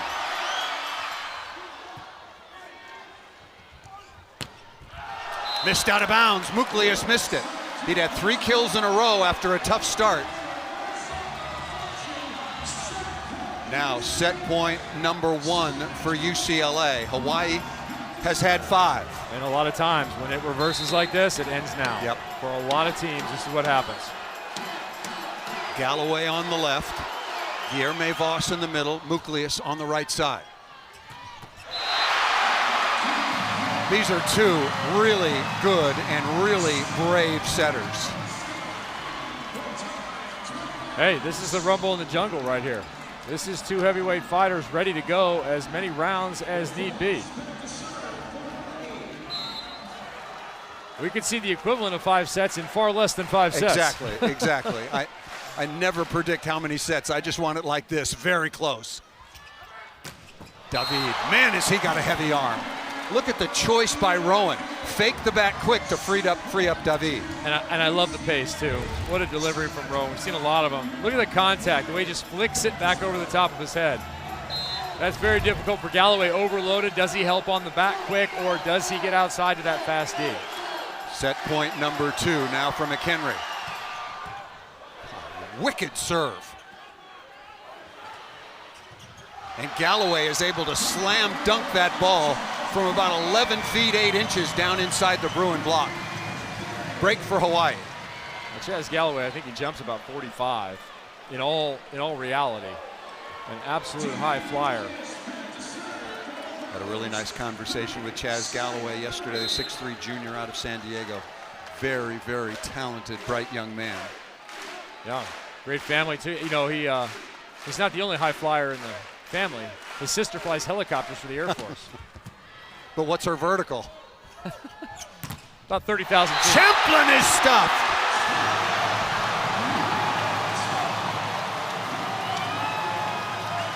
Block number 4 for Hawaii.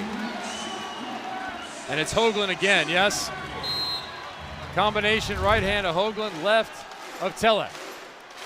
Set point number 7.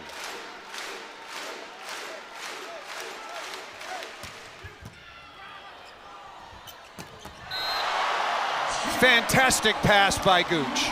Just a fantastic pass under pressure. I mean, volleyball, you're welcome right now with these two teams. My goodness.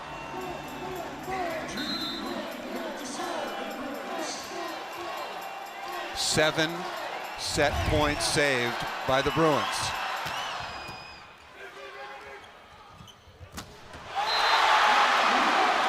Back row quick combination. Look at this passing. I mean, these players are serving rockets at one another, and guys are just grooving the ball right on target. In system. Set point 32-31. Set point number 8. UCLA passing with 4. I'd serve straight ahead. Champlin off the top. Galloway. Hawaii for the set.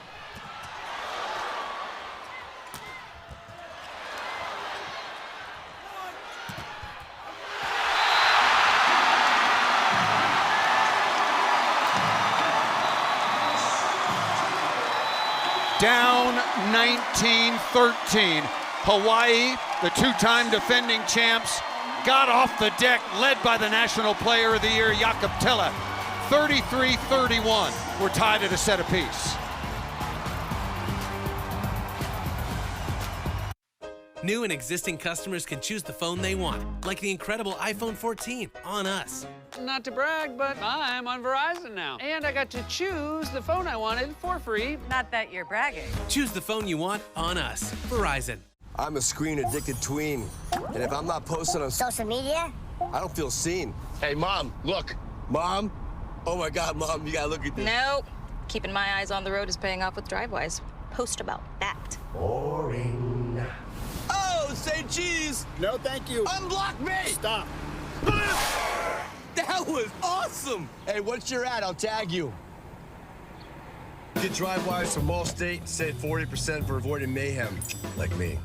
So diabetes, this changes things, huh? Hey, a lot of people in your corner, including Walgreens.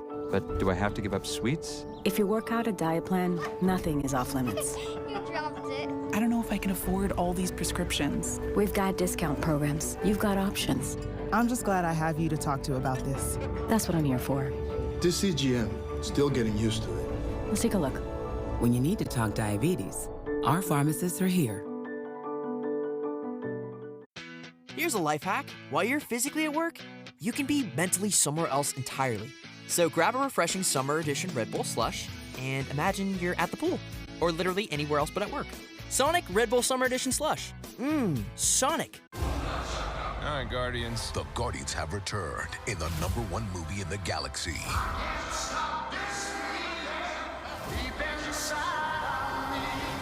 I got emotionalistical issues. What am I gonna do? No matter what happens, together in the end.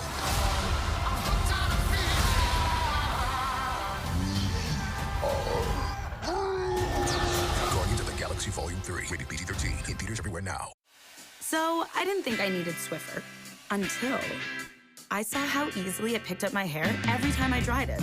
It only takes a minute. Look at that. The heavy-duty cloths are extra thick for amazing trap and lock, even for his hair. Wow. And for dust, I love my heavy-duty duster. The fluffy fibers trap dust on contact, up high and all around without having to lift a thing. I'm so hooked. Swiffer, so wow, so worth it. Both the first opening 2 sets in overtime, and for Hawaii, down 19-13, came storming back. 8 set points UCLA fought off, and finally Hawaii wins it back with Kevin Barnett. We were talking during the commercial. That is one of the best sets of college volleyball I have ever seen. Oh, that's the best set I've ever seen in a final. That set was next level from play. Forget the fact that it's a deuce set, right? It's overtime, all the saves. The level of play in the middle, on the outside, the digs. Oh, you could make a highlight reel just out of the last 15 points. That's the best set of volleyball unbelievable. I've seen in probably 10 years at any level, and the circumstances make it so much bigger. Now, heading into what now is a best of 3, right? 1-1. I don't think anyone has momentum. Yes, Hawaii wins that, but you look at Chaz Galloway, his teammates came rushing out to the floor after that play, and his look was one of exhaustion. He's in the middle of a heavyweight title fight here, and no one has the advantage. We are set 0-0 for best of 3 right now. Yeah, but what's got to be going through UCLA's mind? Up 19-13, and look, I know you can't, right? But it's human beings. It's young athletes. They were up 19-13. They know they should have won that set. But give all credit to Hawaii. And Jakob Tella got it started. And then they start the 3rd set with a block on the outside with Voss and Muklius. Yeah, Tella lit the fuse, right? But it's Muklius who put away a couple of key balls. It's a couple of big blocks. It's Cole Hoagland with a number of good moves as well as offensive side outs. That was a total team effort to come back in that 2nd set. The digs and the choices by Jakob Tella. And missed that one out of bounds. Just underway here in the 3rd set if you're just joining us. There'll be more. There'll be more. Trust me. 28-26 UCLA, 33-31 Hawaii in the 2nd. Ido David, the leading scorer in the championship so far, with 13 kills to go along with 5 digs and a block. And that ball is served out of bounds.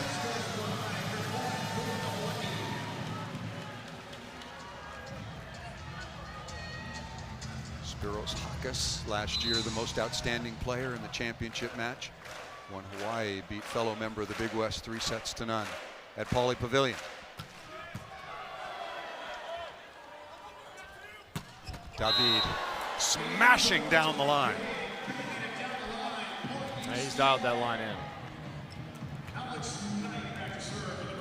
I like the pace, I like the location, both outside of the block down the line, but also within about 3 foot of the end of the net, or the end of the court with a ton of heat. Only a sophomore at 6'7" out of Israel. Alex Knight is having a superb match. We talked, and he made one of the best digs so far of the night to keep the ball off the floor on a rip by Muklius. He's 8 of 17, hitting .471. Got 2 service aces to go along with 3 digs and a block.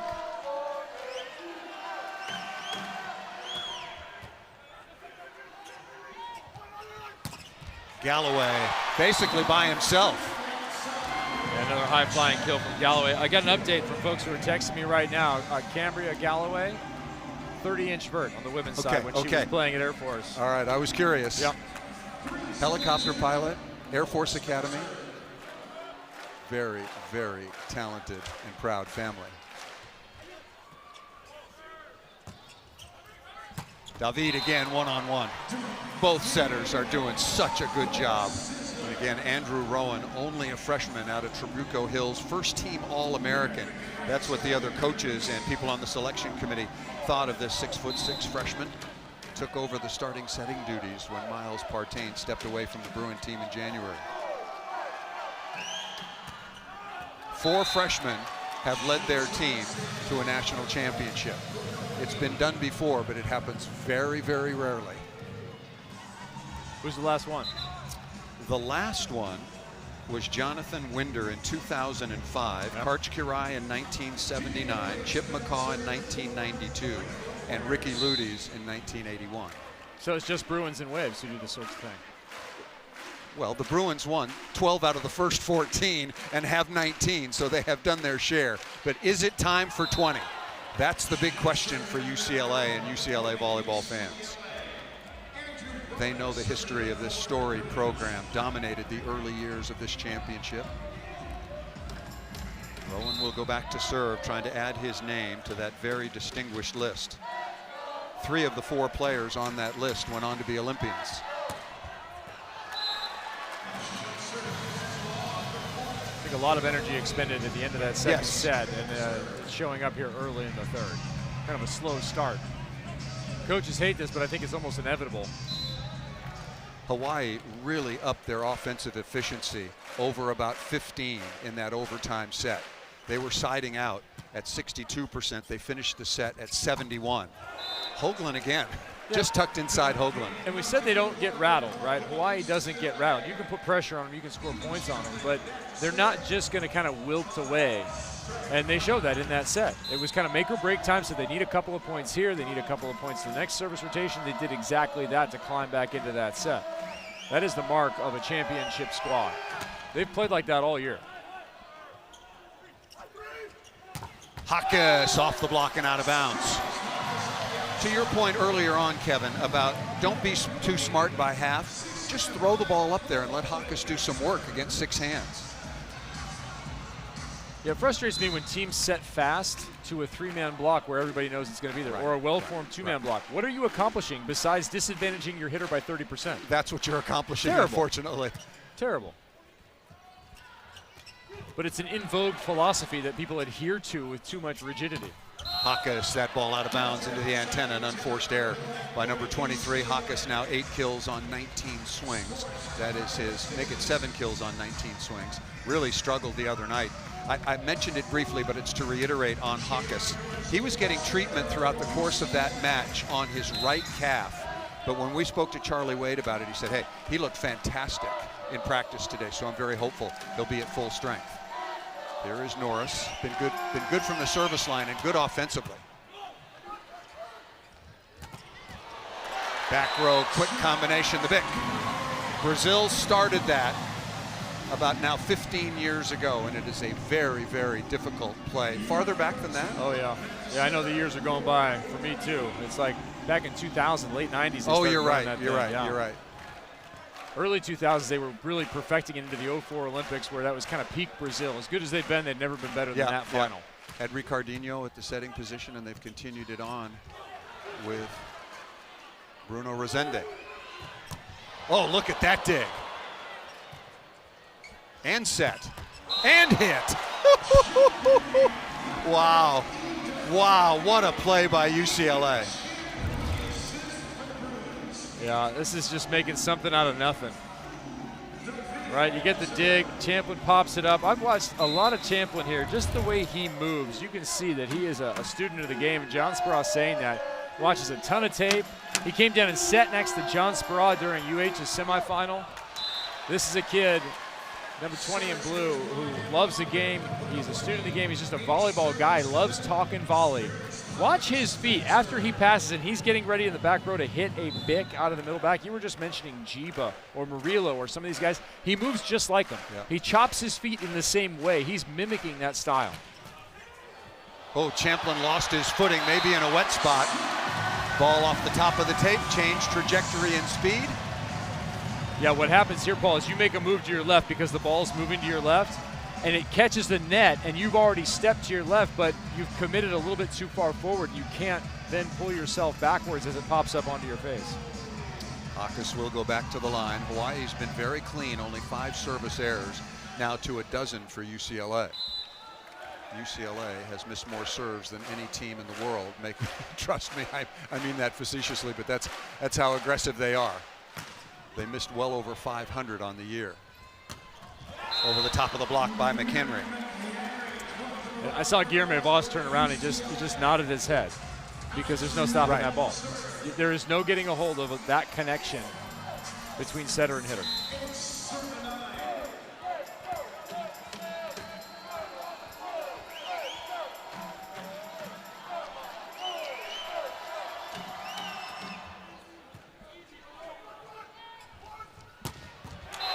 Ball ripped into the cross court. Beautiful swing on the outside. Once again, 1-on-1 by Galloway.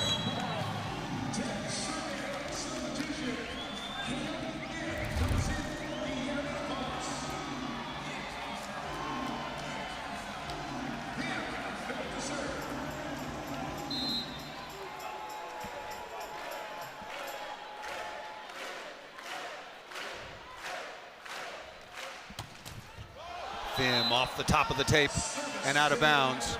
I was talking to him last night, Keone Thim, and he set the record for the teams in the Final Four with the most MPHs from the service line at 76.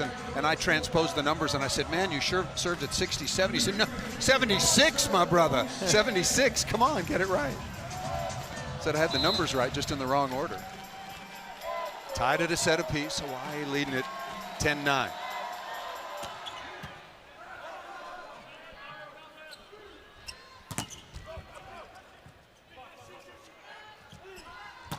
David. A lot of block touches, transition opportunities for UCLA. That ball off the edge. Back row transition for the Bruins, and we're tied at 10. Yeah, unfortunate for Hawaii. That was a nice blocking move. They responded to a very challenging situation there too. Look at diving in, they get a good touch, despite it being very crowded in that left side of the court. That most times will work out when you react that way, the way Hawaii did. Most times you end up getting another opportunity. Depth again for UCLA. Guy Guinness started the match, also out of Israel. 6'5" redshirt sophomore, back on the floor for UCLA, wearing number 9 in blue. I thought that J.R. Norris IV did a really good job for the Bruins off the bench. Ace, oh, I thought he had it. Challenge card coming. Yeah. Immediately. I think that ball was in. Now the bar 9, notoriously bad, but I think that ball might have been in. Well, when I saw it live, you heard my reaction. I was about to rip-roar an ace. I thought that ball was in for sure. UCLA only has one challenge, remember? They lost their challenge in the second set. Hawaii has both of their challenges. This is the second challenge for UCLA. Hawaii has challenged once. And that's not going to take long. Oh my gosh. Yeah. Wow. That's why we have the system. That ball was in. That ball was in by 2 feet. Hey, that's no Kansas and Texas, but that ball's in, all right? It was Florida, but who's counting? Florida? My bad, that was Kansas. Maybe it was at Kansas. No, it was at Texas. Dang it. The all-time worst call in the history of volleyball. It was in by 3 times that much, and it was 100%. Yeah. And it might have determined the outcome of the match. Absolutely. It swung the momentum, as I recall.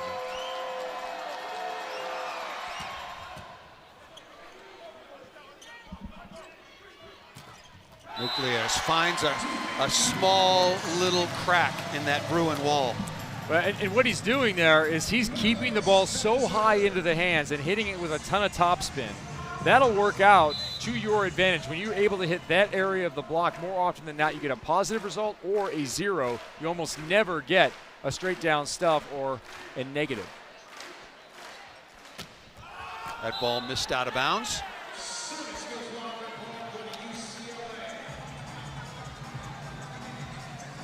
That ball served out of bounds. The scoreboard has it at 12 all. I think it's 12-11 UCLA, so there's some confusion here. And it's only the score. So, I mean, yeah, now the scoreboard in the building also is in sync with us at 12-11. Rowan again.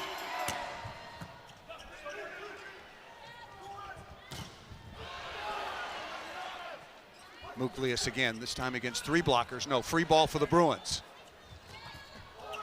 And Guinness off the edge of the block and out of bounds. Yeah, John's really working with that roster now. That's just a fortunate bounce for the Bruins. And Guinness, yeah, he wasn't in that much of that last set, bringing kind of a loose vibe. Getting everybody going, a little bit of energy here. Tight third set. UCLA has now come back to lead at 13-11, out hitting Hawaii 545 to 364 here in the third. That ball just out of bounds. Close, but there will be no challenge.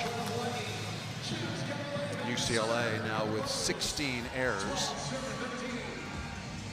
So ahead of their pace because they miss on average 5.2 per set. You talked about Chaz Galloway showing some signs of fatigue, and I mean, that second set and the first set were both incredibly intense. So coming on now for Hawaii, seldom used because Galloway rarely leaves the floor, is Philip Humler, 6'7" senior out of the Czech Republic. Humler, excuse me.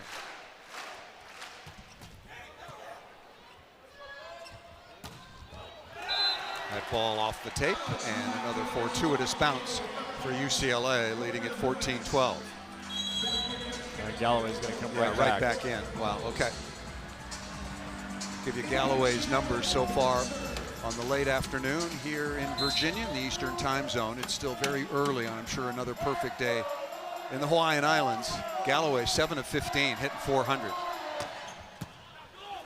Sheward with a perfect pass. Cole Hoagland, he is really, really impressive, and he was in last year's championships as well. You know, a 6'4" middle blocker in today's day and age. Yeah, but he's giving you the complete game here. Look how far outside he is there. That Knight's got to pay attention to that. Knight has 2 hitters in his zone and didn't track over to either one. Now he's got the front row setter, but they got to communicate about it. The middle has to push him over so he can pay attention to the back one. Didn't do that. He's still stuck on the setter. Didn't even realize Hoagland was behind him. Akana coming in again to serve.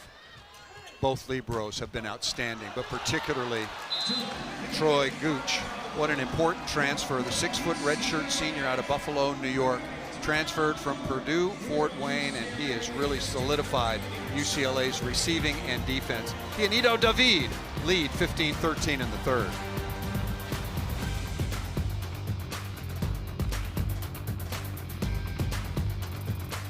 So diabetes, this changes things, huh? Hey, a lot of people in your corner, including Walgreens. But do I have to give up sweets? If you work out a diet plan, nothing is off limits. You dropped it. I don't know if I can afford all these prescriptions. We've got discount programs. You've got options.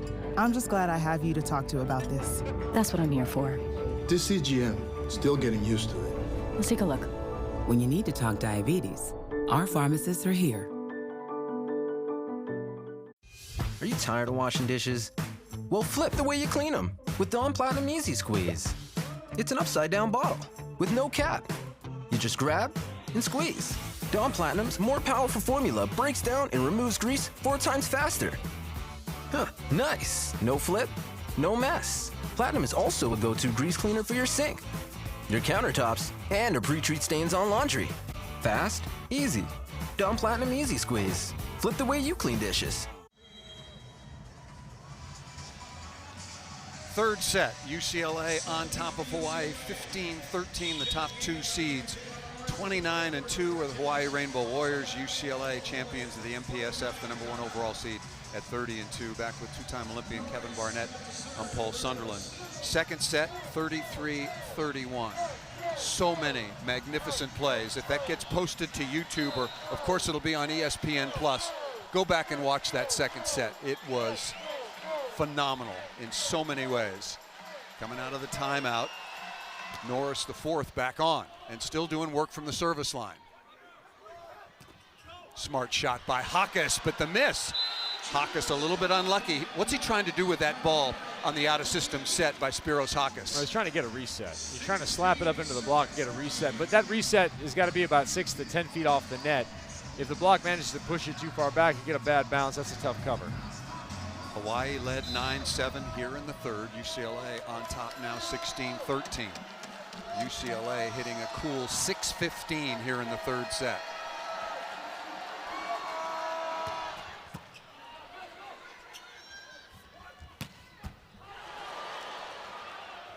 Norris playing some defense as well. Good shot by Knight. Exactly what we're talking about.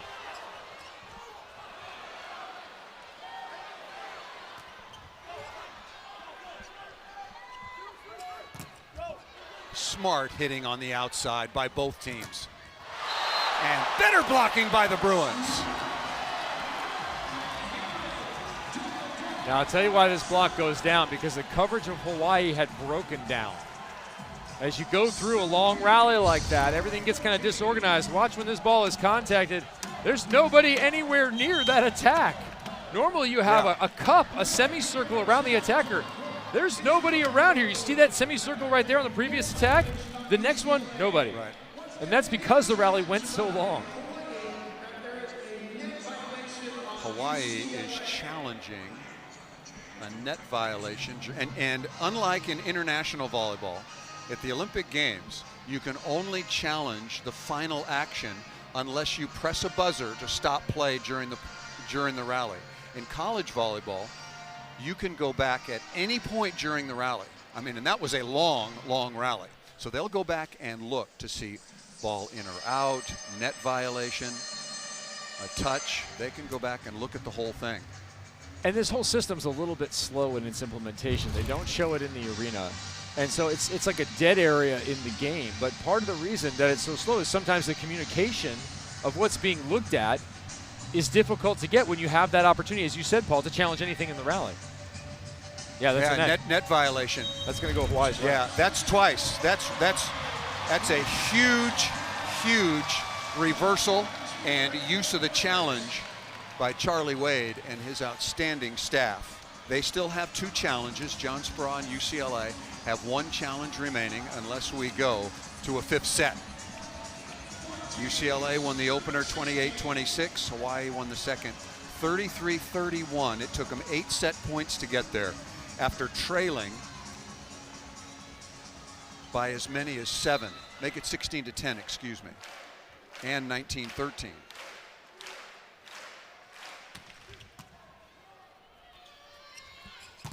David. The pace of that quick behind is really good to number 16 in blue.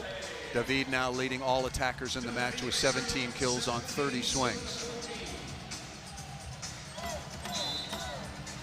UCLA back on top by 3, hit 562 in the set.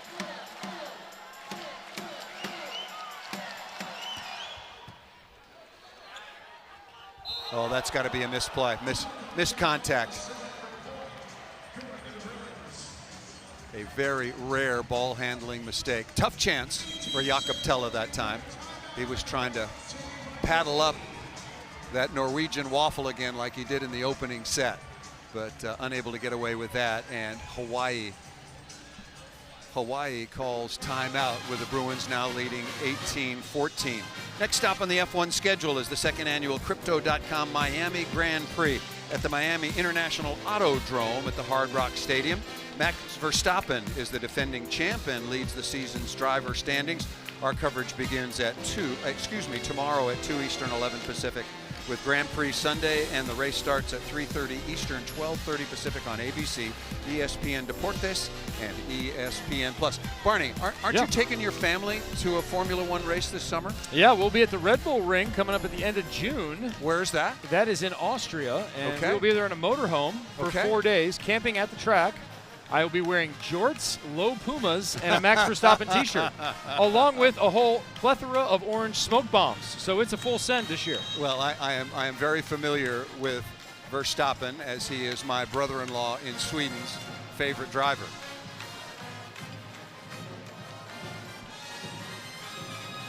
Ido David again struggling with a virus on Thursday night, but still had a very, very big match, led UCLA.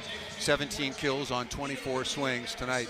A big load, 18 kills, but getting a lot of help now, particularly from Alex Knight and the other outside hitter, Ethan Champlin, are having really, really efficient matches. I'll give you their numbers combined. The both left-siders. Stabbed by Schuard.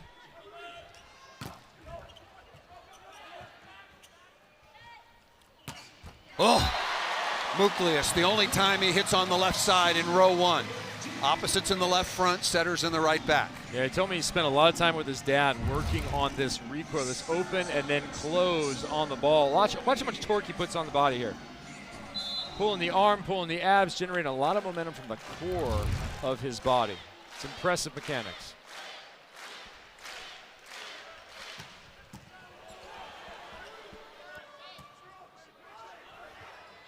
Smart shot for recycle. And down the line. Got an update on the challenge.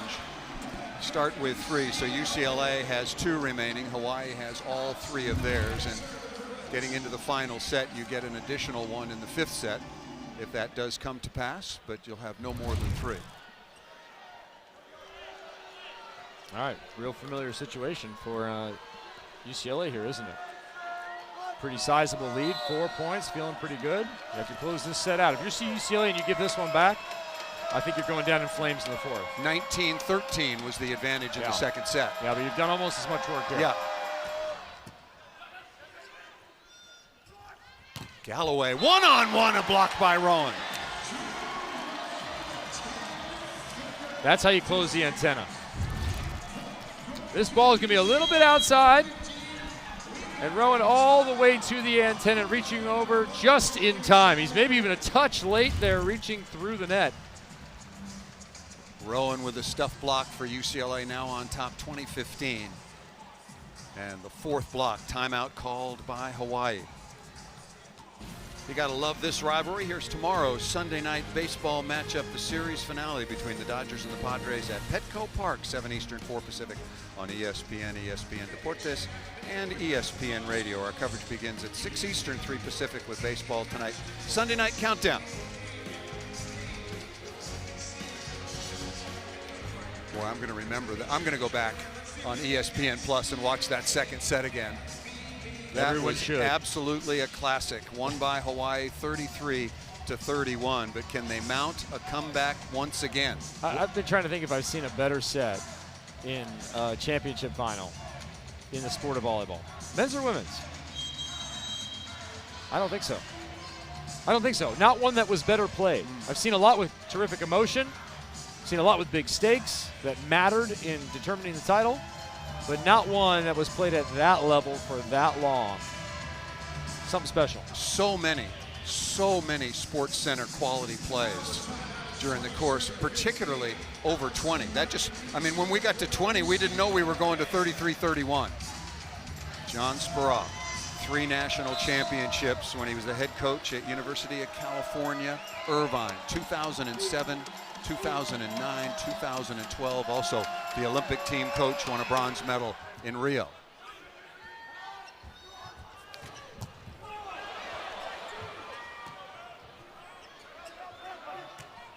Hawaii must convert. Voss, I thought so.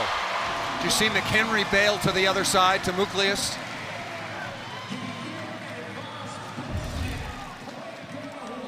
Now let's check Tella. Tella gave a long stare at the block, check back again, and then got that one-on-one matchup. That's good recognition again from Tella, understanding where everyone is in the game. And this is the 3 rotations where it has to happen. You have Voss on the line now.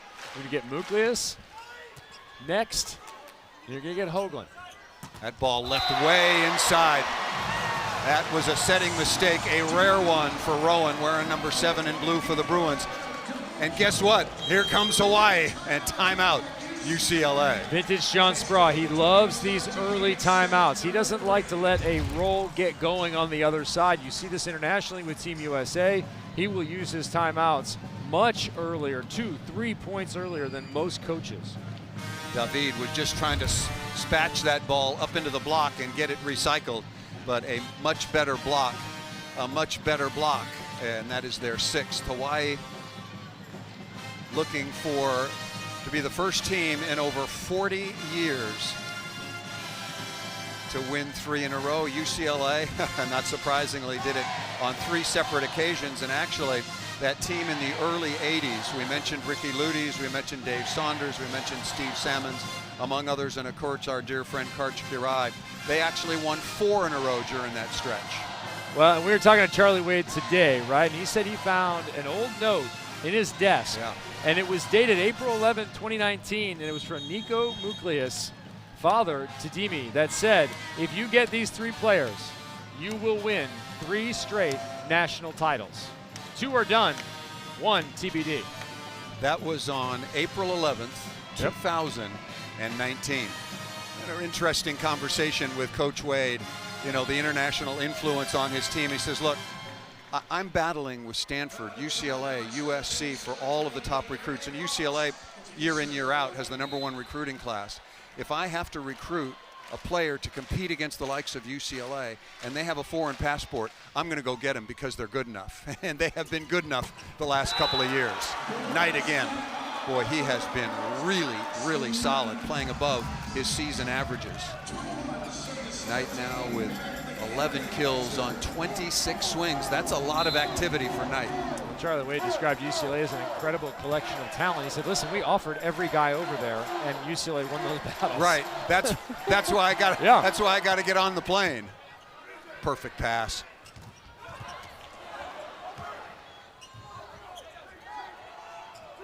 Tough chance for Galloway. Not much of an approach. Did the best he could.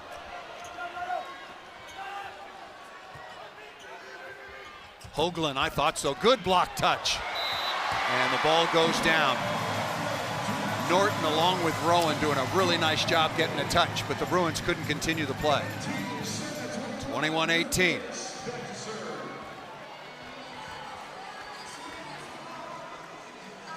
For UCLA, you talked about disappointment in that second set. You shouldn't be surprised. You're playing a quality team. You're playing the 2-time defending reigning champions. You can't be surprised. You can be disappointed, not surprised. Same thing here. You can't get disappointed again. Don't let them come back. As a reminder, the Bruins led 19-13. A really good block. Hoagland again. Remember, in that second set, Tele led the way from the service line, but the number of block touches that he got against the Bruins. Well, and it's he and Hoagland once again on that right side, and the same matchup. They're taking on Ethan, and they're getting him. I think you need to go to the opposite here. I think you need to go to David under almost any circumstances. Chuck the ball over there to your guy who's leading an offense with 19 kills, hitting .353. Timeout called by UCLA. So those are 2 pretty quick timeouts. UCLA's lead is now just 21-19, a 4-1 run for Hawaii. A lot of responsibility, a lot of pressure on the shoulders of young Andrew Rowan, trying to become the 5th freshman ever to lead a team to a national championship in his first season. Mentioned that we took a very, very nice tour of the beautiful capital of this great country yesterday, and every state has someone very special to represent them in the capital. King Kamehameha, who was the first to unite the islands of Hawaii, and the Gipper, Ronald Reagan, there for the statue representing California. So California, the Gipper against the King. And one of the really interesting things about that statue in particular is that it has a strip of the Berlin Wall. Oh, fantastic, underneath it in the base, yes, signifying the time when the Berlin Wall fell during the Reagan administration. Mr. Gorbachev, tear down that wall. They begged President Reagan to take it out of his speech. He wouldn't do it. Well, we'll see if Hawaii can do it again. There here. you go. We'll see if they can come back. Hey, they're 2 away. UCLA, both teams out of timeouts. 21-19, Nucleus on the year, 35 aces. Good play by Norris. Go to him. What a fantastic play by J.R. Norris, the 4th. Yeah, this is next level stuff from a middle blocker. The recognition, the calmness of the platform, and then right into his approach. That is an outside hitter type move to the middle. He's 7 of 8 with no errors. Yeah, and JR did not start this match. Right, the depth of UCLA. Ace serve for Rowan. Said he wanted to be a Bruin since he was 12 years old. He's living his dream and performing at a big moment here.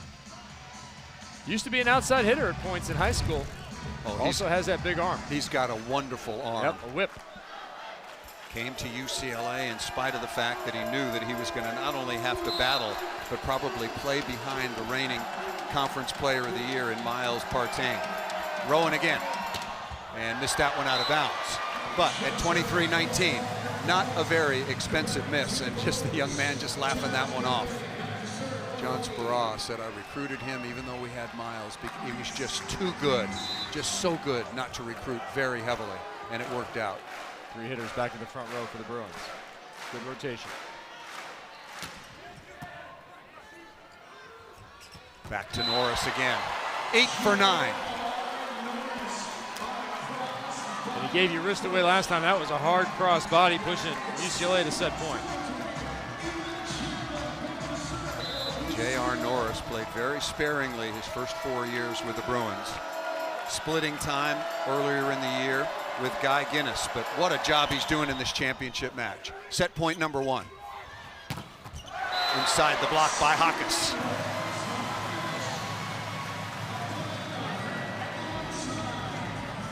One set point save, but still comfortable 3-point separation for the Bruins. Hawkes now with 9 kills.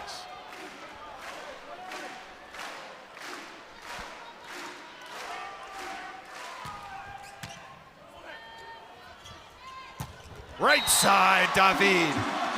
You said it, Kevin. UCLA closes it out quickly. They trailed 9-7, but then went on a really solid run. And over 18, UCLA was absolutely superb. They win at 25-21. Light work and a definitive finish from the big man on the right. UCLA 2-1.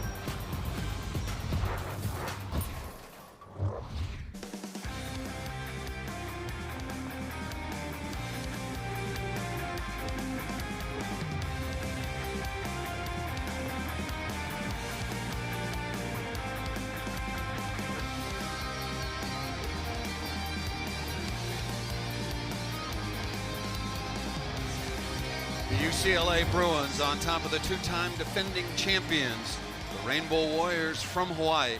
Is it finally time for number 20? You look at the match summary, UCLA leading in the offensive category and in terms of kills, and doing a very nice job siding out. Kevin sided out at 81% in Right. that third set. 81%. And we said that 70% win sets, right? Well, guess you cited out at 70%. Hawaii, but Yep. you can't give up 80% to your opponent then. That was the big one there, the kills, 15 of them for UCLA in that set. Hawaii now in a must-win situation. Remember, no team in 40 years has won 3 in a row. Hawaii has won the last 2, one in Columbus in 2021 over BYU, 3-0, and last year at UCLA over Long Beach State, also 3-0.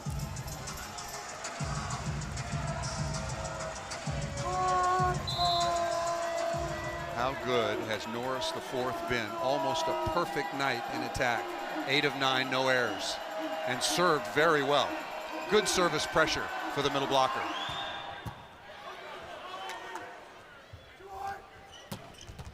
Muklius with a kill off of Champlin. Give you Dimi Muklius's numbers now: 15 kills on 36 swings. Hit just over 330 now, and on the year hit 395. This is kind of unknown territory for Hawaii. They have only gone 5 one time this year, and that was back on Thursday. They don't have a lot of experience being in these fifth sets, or having to go to a fifth set as we sit here in the fourth. You even got to get there first. David again. They are running that right side in the front court and the back court at hyper speed. Yeah, fast and heavy is how you would describe that particular attack. He's dialed up that line after 2 early misses. He has not missed another one wide right or long on that right side. Will certainly be a candidate for the most outstanding player in the tournament should UCLA go on to win now with 21 kills after a big night on Thursday, even when he was under the weather. That ball rocketed that time by high-flying Chaz Galloway. Yeah, nice tempo again on the big. I actually had Jason Ring checking in, one-time UH star back in the late 90s, a national team member. He said the big was executed in 96 in the NCAA finals by UCLA and Hawaii, by Hawaii at UCLA. But I don't know about that. I want to consult the tape. Jay Ring. Hawaii saying no touch. We might have a challenge, depending. Oh, what a dig by Stewart. There it is again. There will be no challenge, and Spiros Hakis. Spiros is very spirited, one of the real vocal leaders on this team. I tell J-Ring, I don't care when it started. UCLA and Hawaii are able to use it now. It is an integral part of most every college offense, but Hawaii is executing it top shelf in this match. Knight again with a very good pass. UCLA comes right back. Ethan Champlin, number 20.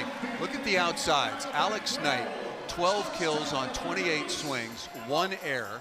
Champlin, 6 kills on 19 swings. A little quieter, make it 7 kills now on 20. But boy, have they been good in reception, and so has Troy Gooch. Both teams, with the level of serving, the speed of serving, the location, they are really good in reception. Had to fight that one off. And Nucleus, that was not a good swing into the middle of the net.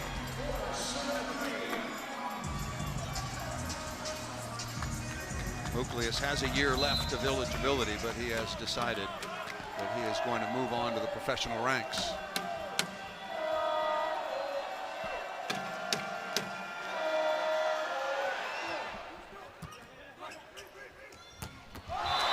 Back quick to Guilherme Voss.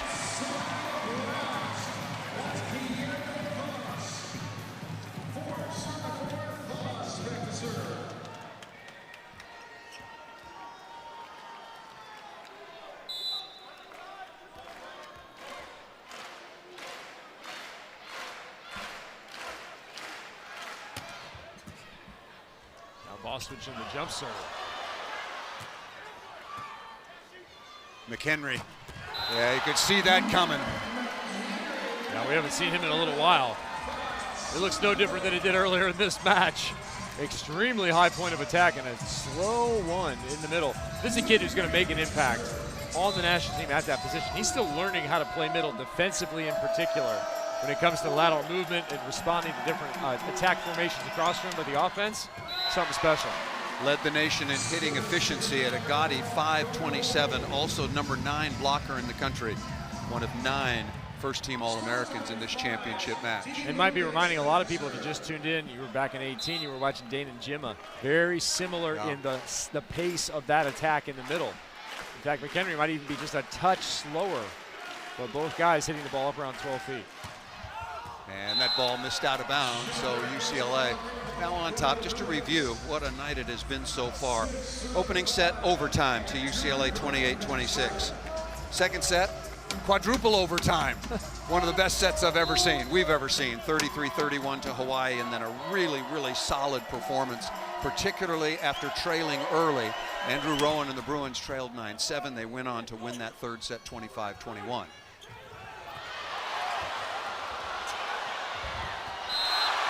The Hawaii fans hate that one. Pancake by Rowan, but what a set by the middle blocker. Well, Paul, that's sort of a weird meal right there. That's a pancake to a deep dish pizza. It was an odd mix. Man, that was a Geno's East right there from J.R. Norris. We're going to have a challenge of that ball being up or down on the defensive play by Rowan. And Hawaii with all 3 of their challenges. I misspoke earlier. Yes, whether or not it's up or down. UCLA with 2 challenges remaining. UCLA, if the call stands, look at Rowan's left hand. That's close. It could be inside kind of the thumb. Yeah, any part of the ball. Pointer finger, right? Any part of the ball, that is really, really close. Now remember, they have the capability to zoom in. In this case, they'll probably have access to our footage, and that ball is down right there. That ball's down. Yeah, great work by our crew. Yeah, fabulous. To get that angle and show you. Watch this. That is down. That is going to Hawaii's way. Yep. Good use of the challenge again.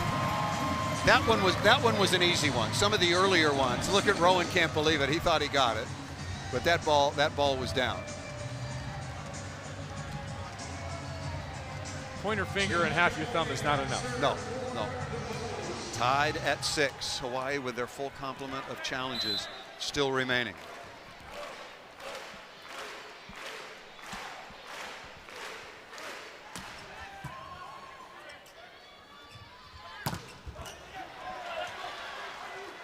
Hawkes in transition, off the top of the block, another score for you. Oh, that. Here comes another challenge. Yeah, we're going to have another challenge. There it goes. I'm sitting 50 feet away, and that was an obvious touch. No touch was called. The first referee called the ball out of bounds and did not get any necessary help from his linespeople.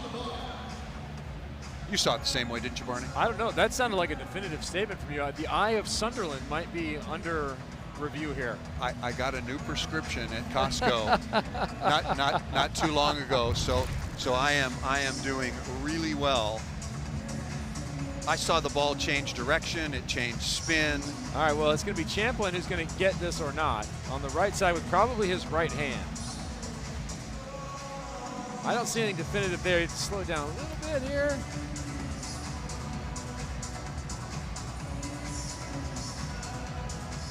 I can't tell there. No, I can't tell there either. Now, they have a system that has different frames per second FPS cameras on different corners that they're going to be looking at the referee. So you at home are not going to see everything the referee will see. And in this case, I'm not sure based on what we have. Other than that Ethan Champlin can jump. That I am sure of. You see how far over the net. He's only 6'3". Yeah, that's amazing. Call stands. Okay. He's actually 6'4" with the mustache. Okay. 6'4" with the mustache? I think you had John Sprout 6'2" earlier, somebody said. Yeah. And then one of his friends chimed in a text chain that I saw, said 5'11" at best. I don't think so. So, Hawaii loses the challenge. They are down now, like UCLA, with 2 challenges. Champlin will continue to serve. And on the service error, tied at 7.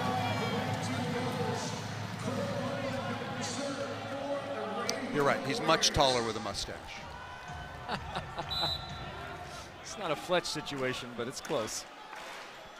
And speaking of only 6'3", 6'4", you saw how high Champlin was able to jump, something that John Sproul alluded to. Nice block on the outside. Hawkes along with Guilherme Voss. Yeah, and they finally got him right. The ball's a little bit inside, stayed disciplined, didn't go all the way to the line. This is a nice move by Hawkes. Look, he stops really short. Yeah. And he gets it with the left hand. John Sproul told us earlier today when we chatted with the 11th year head coach at UCLA that this is the most physical team he's ever coached, and that included 3 teams that won national championships when he was at UC Irvine. Well, they're undefeated in warm-ups, including today. And walking into the arena. True. Good point. Beautiful set. Oh, what a block. Knight again. Knight and Norris have been so impressive to me tonight for UCLA. Lots of times you get the question, which is more fun, a straight down kill hit by you or a block like that? The answer is B. Wrapping around the outside, but getting it with his right elbow. UCLA, statistically the best blocking team in the country with their 5th. Hawaii has 8. Tough serve. Wow, that was close. That was really close to hitting Muklius. I don't think there was a touch. J.R. Norris is looking for a touch. John Sproul is going to throw the challenge card right now, looking for a touch, and we're going to be looking at the feet of Demetrius Muklius in the corner as he tries not to be a carnival duck. This ball was also very close to being in, which they can also review when they're looking at whether or not there was a touch or in or out. And this is a tough move for the opposite when you're trying to get around the end. When you're coming from the left back and you're trying to get around the end to get ready for the D, you're moving so fast, see you sliding here, that if the ball catches you, you're not really prepared to move. Yeah, you're not prepared for that type of reaction. It was a very, very attractive leg kick, though. Yeah, and is this ball in? Good question. Could be. It did. I don't think it hit Dimi. I don't think it hit Muklius. I'm going to give him an 8-9 on the leg kick, but the Russian judge gave him a 7. They're going to throw that out. I thought that was really uncalled for. But the Greek judge gave him a 10.0. Yeah, yeah.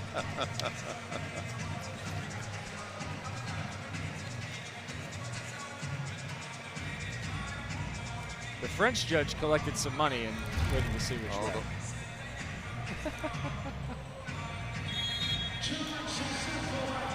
That ball's ruled in? Yeah, that ball's ruled in. An ace for UCLA. That is their 7th ace so far on the night. Nucleus on the night, 15 kills, 38 attempts. Hawkes with 10, Galloway with 9, Guilherme Voss with 7, and Cole Hoagland with 6.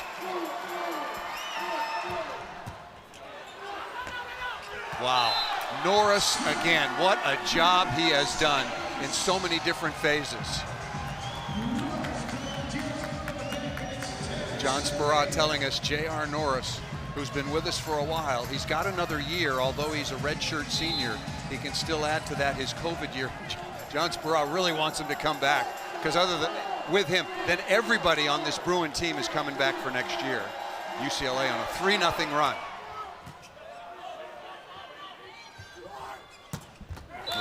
Nucleus, that is a world-class swing by number 11 in black. Here's the thing for Hawaii, for all the momentum of the last few points for UCLA, it felt like, hey, they're playing some quality volleyball. Hawaii's down 1, so what? You're the champ, you're good right now. You got your best guy at the line, transition 2-3 balls here. You could leave this rotation with a 2-point lead, that's a big win right now. Knight again, perfect reception. And over the top by Merrick McHenry. You said he was hitting it close to 12 feet. You were exaggerating, right? That's close. No, I think he's hitting that. I'm only half. Yeah. Way above. I'm only half kidding with you, Barney. Yeah. I mean, that is one of the highest contact points out of the middle that I can remember. Yes. Consistently too. That's the scary part. Yeah. It's one thing to do it once in a while. Good turn down the line, outside the block that time of night. Side out for Hawaii and Hawkes.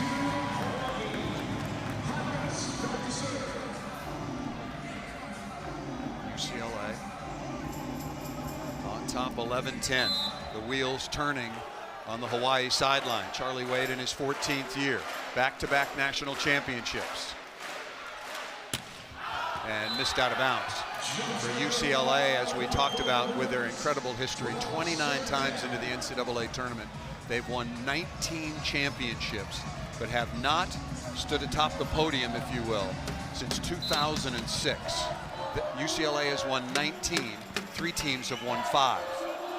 Now we don't know what the momentum's going to be at the end of this set here if Hawaii takes the victory. We don't know if they'll be running away with it or they just get away with it kind of thing, Paul, but I would give the advantage to the champs if this gets to 5. Their experience, their confidence, the way they've played all year, I would give them the edge, but they got to get there first. Kieran Thim is going to maybe be a big part of that. He's had some huge moments this year from the line, lighting it up and just serving aces cold.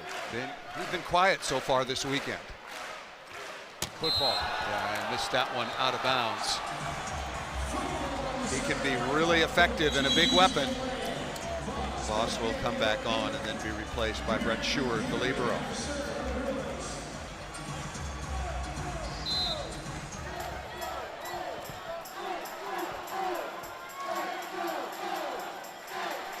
McHenry's got a really vicious serve.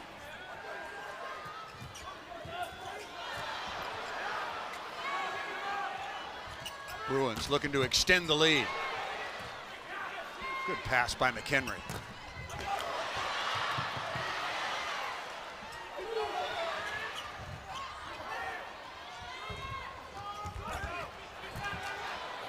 A lot of really smart attacking. And a touch off the defender. Kill by David. What's the best part of that whole play? You at home, what's the best part of that whole play? Not the kill. It's the defense out of your middle. Yep. 2 plays, 2 critical plays. Good ball handling, good awareness, charging on defense by Merrick McHenry. Biggest lead of the set at 14-11 for McHenry and UCLA.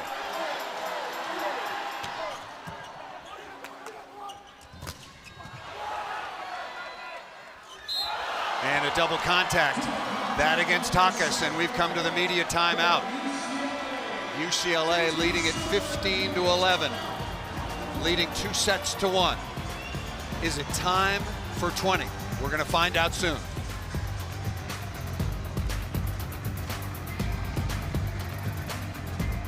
They dominated the early stages of this championship, started in 1970. Kevin Barnett's Pepperdine Waves have 5 to their credit. There's our dear friend and Hall of Famer Marv Dunphy and the USC Trojans.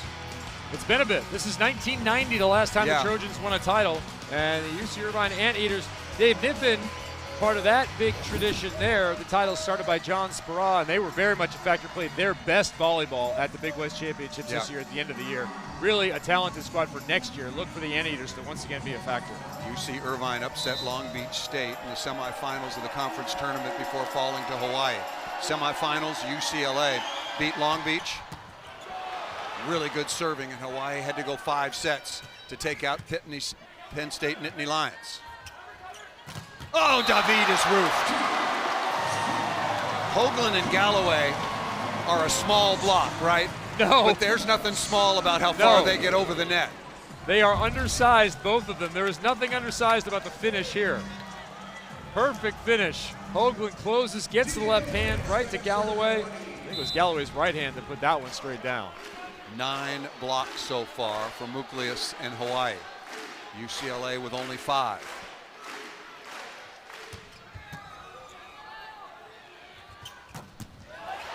What a dig. What a dig by Muklius. Hawaii gotta have it.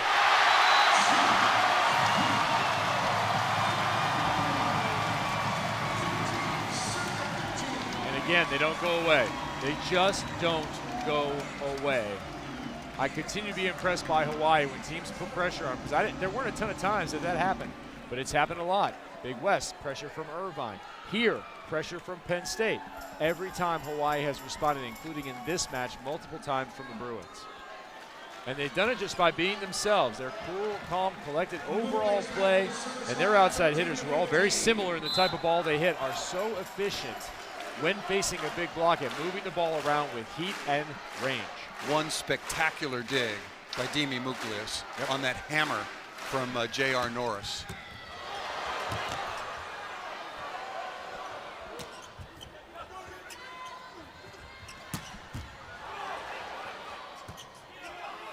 David, big swing. Back to Muklius. Yeah, you bet. And out of bounds down the line.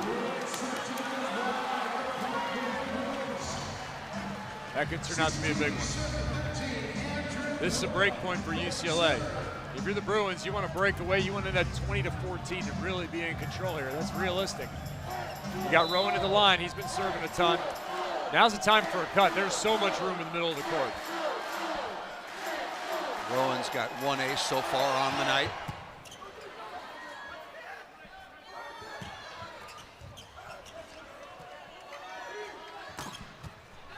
Galloway dug by Gooch. Tella took a look. And Muklius off of Rowan. Man, this is high-level stuff. Continue to be so impressed with Alex Knight. In reception, he has been absolutely superb. Sub coming on. We saw briefly number 16 come in. Haven't seen much of him. Philippe Humler, senior opposite out of the Czech Republic, will come in briefly for Galloway.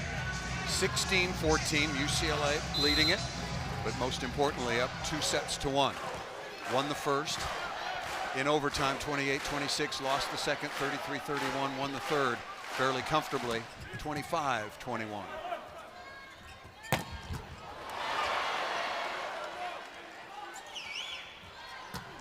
Back row quick, missed out of bounds. Champlin is screaming for a challenge, and John Spera is going to go to the challenge card. It was close. He had a wide open net, did not get great contact, but certainly the Bruins thought that ball was in. So challenging in or out on the attack. Give you some, we'll look at some replays, and then I'll give you some offensive totals and defensive totals so far. Oh my gosh. That ball's way in. Way in. That's no doubt UCLA point. Yeah, that's not even close. We've had a couple of those. Yeah. But in the referee's defense, look, this ball is being hit right around 80 miles an hour. Sometimes it's tough to see it. Yeah, so the challenge is upheld. I talked about the offensive numbers.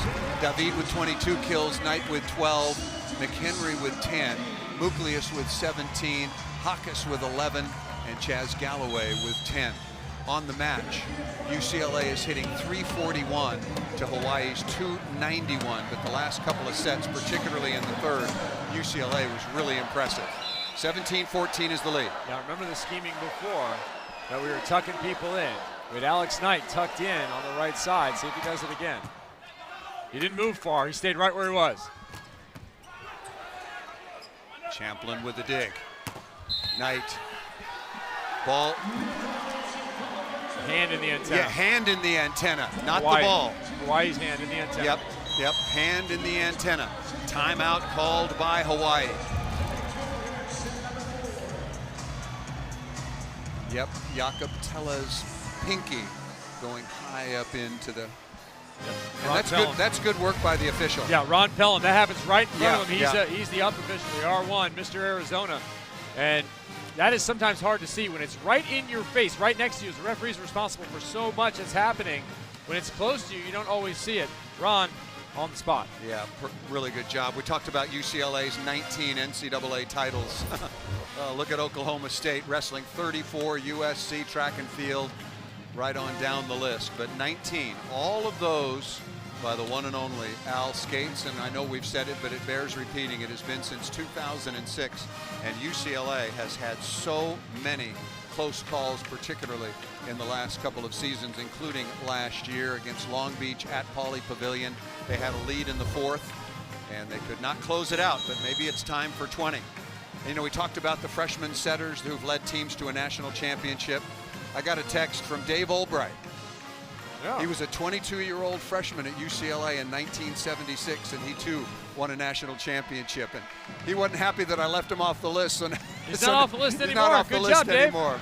So now, Andrew Rowan is looking to become the 6th freshman ever to lead a team to a national championship. The other, the great Ricky Ludi's, Chip McCaw, both Ludi's and McCaw Olympians. The one and only Karch Kirai, Jonathan Winder, now the head coach at Pepperdine. And maybe Andrew Rowan. And maybe the wait is over for number 20.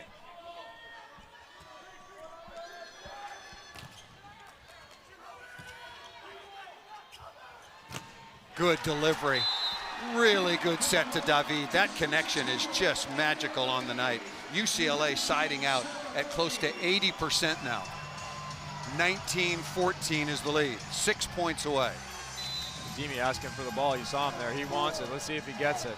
They need this side out, or they get to the number I talked about earlier. 20-14, game over. Muklius 17 of 43 so far on the night. Back row, quick combination. Excellent reception and beautiful offensive volleyball by Galloway and Hawaii.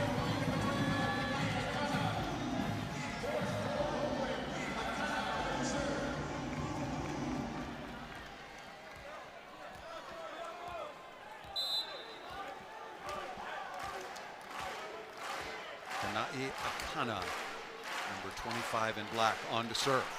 Does have an ace earlier in the match.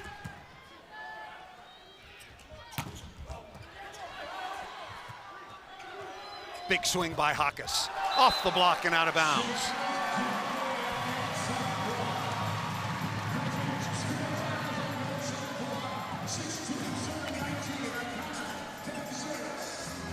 That back row quick combination for the side out to Galloway. And now Akana doing work from the line. Yeah, timeout called by UCLA. And you talked about John Spera's strategy as far as timeouts. Early. Yeah, better be too early rather than too late. I can't think of another coach who would call a timeout if you lose 1 point and you're up 3. 1916 for the 53rd men's NCAA championship. Hawaii has won the last 2 in a row, looking to become the first program since UCLA back in the early 80s to win 3 in a row. There have been 3 UCLA teams that have won as many as 3 in a row. 28-26 in the opening set to UCLA, 33-31. Just a magical set in the second, 25-21 in the third for UCLA. Said that John Sproul will take these early timeouts, right? I think the advantage to that is there's less panic happening.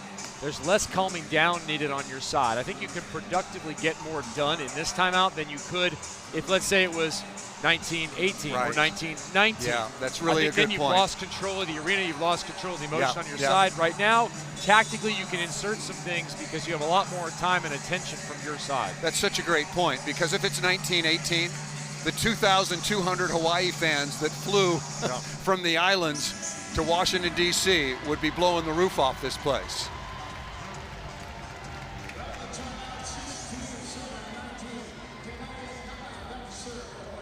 The other interesting thing it does is it has Hawaii in a timeout when they aren't normally in a timeout. What do? You've only gotten 1 point.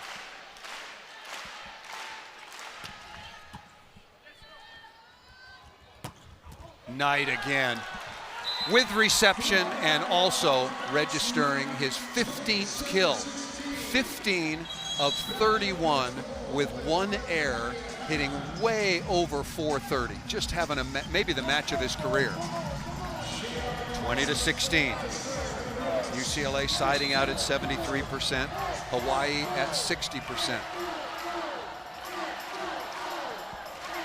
You win the side out battle, you win the set. Tella runs out of room, and who else again?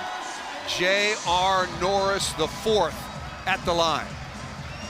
What an impact he's had on this match, Kevin. 8 of 11, hitting .727, and that was his 4th ace. If you've had a long college career where you've been in and out of the lineup, a couple different positions, and you finally get something going, this is the time to do it. That pass that he took, the ball off the top of the net, and past the swing was outstanding. He's had a number of balls he crushed, including in that 33-30 set, or 33-31 set. And here, man, the serving has just been off the hook. That's been the best part of a player who has hardly been stopped offensively. These points from the service line have been monstrous for his side. Well, he's got 8 points attacking, again on 11 swings, hitting over .720, and 4 aces, and has also blocked well, defended his position, set a couple of balls. He, along with Knight, for me, have been the players of the match for UCLA. Really good team effort so far. Ito David, where would the Bruins be without him? 23 kills on 46 swings. Knight with 15, Merrick McHenry. Really solid team effort so far for the Bruins, and now Hawaii. The best winning percentage since 2015 at like 90%. They've won 202 matches since 2015. Now Norris has tried to roll it before. He rolled it straight ahead. Voss is in that spot. I would roll it if that's what you're going to do. Into position 2 or 3. Leading 21-16. UCLA 4 points away from number 20. 3 points away.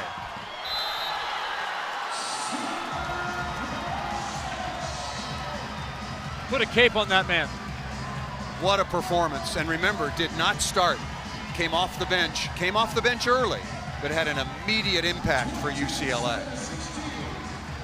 On this day, for the rest of time, John Sproul should send a gift to J.R. Norris.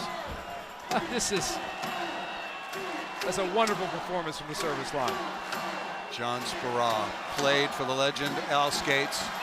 Obviously knows the history, knows the situation, and knows the level.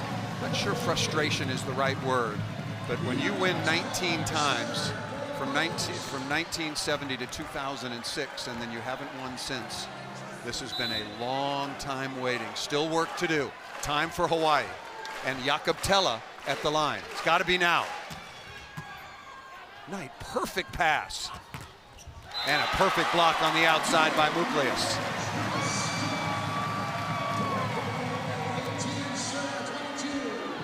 McHenry telling Rowan on a quality pass, come to me out of the middle if you can.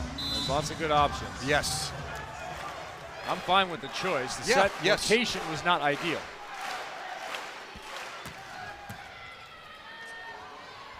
Yeah, to McHenry.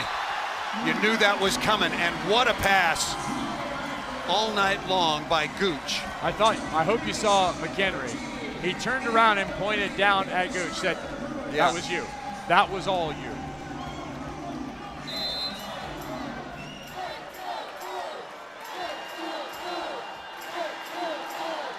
John Spera at UCLA won 2 championships and won a championship as an assistant coach. Can he do it at his alma mater?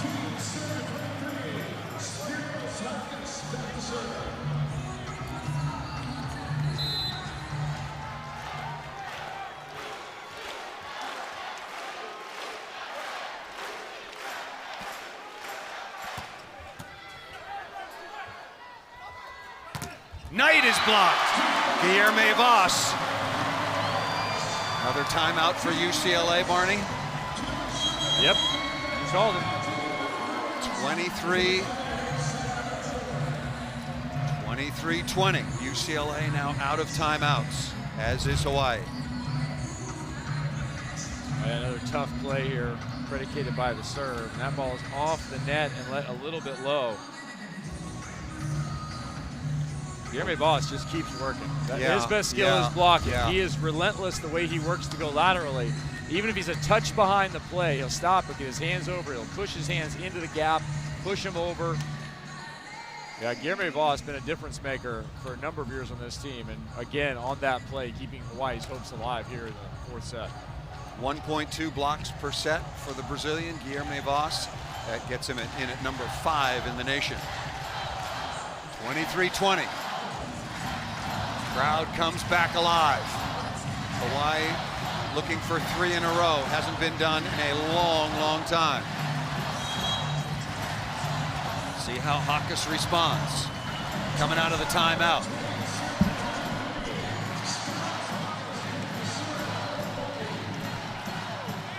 Back to McHenry on the good pass, Barney. I like that option. I like Ito David probably more than anything right now. David with 23 kills. I don't like the left side. Got a couple of blocks over there. Go somewhere else.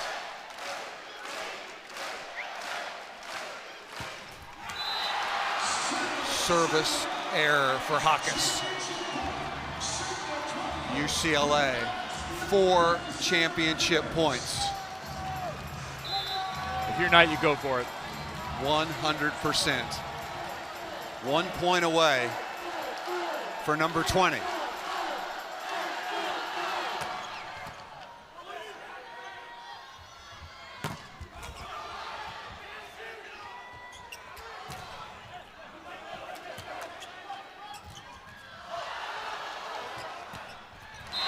UCLA stayed down, didn't block against Muklias, so 1 set point, championship point saved.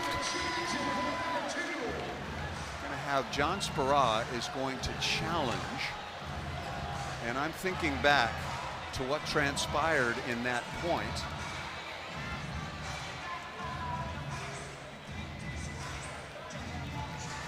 Rachel Jensen, the number 2 official, has communication with the first referee, Ron Pelham.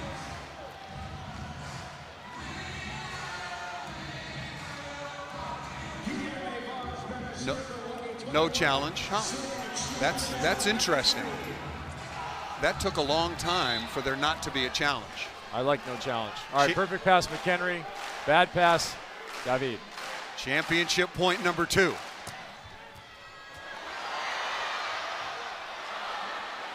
Must have for the Rainbow Warriors. Bad pass.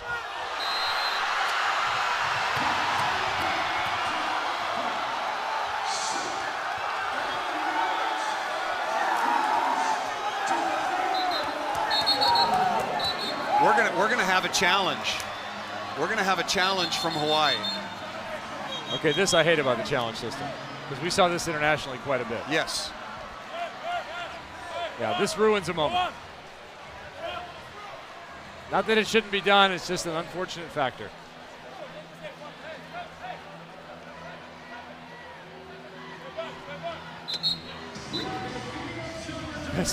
Because now you nearly crushed and killed your middle blocker, and he might have to play another play. Got cameramen on the floor, got security people on the floor. This looks like the Formula One race last week. The ruling on the floor was balled down by UCLA and championship point. Hawaii is challenging either a net violation. I think the only thing they're challenging is a net violation.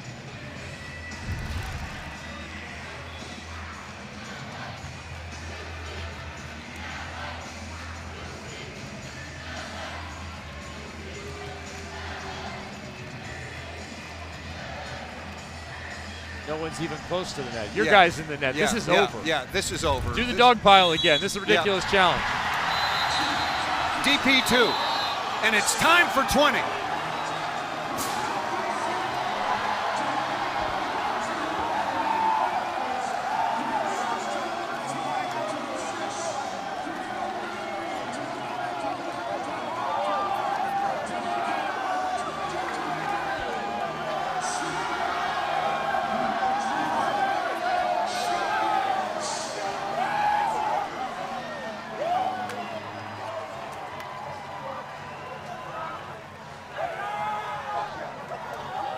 Thank you. Well done. Give our regards to your bro.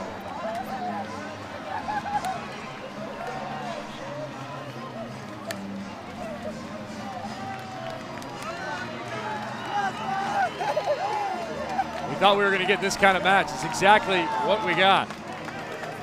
The two best teams going to overtime in the first two. An incredible second set and the end of a drought.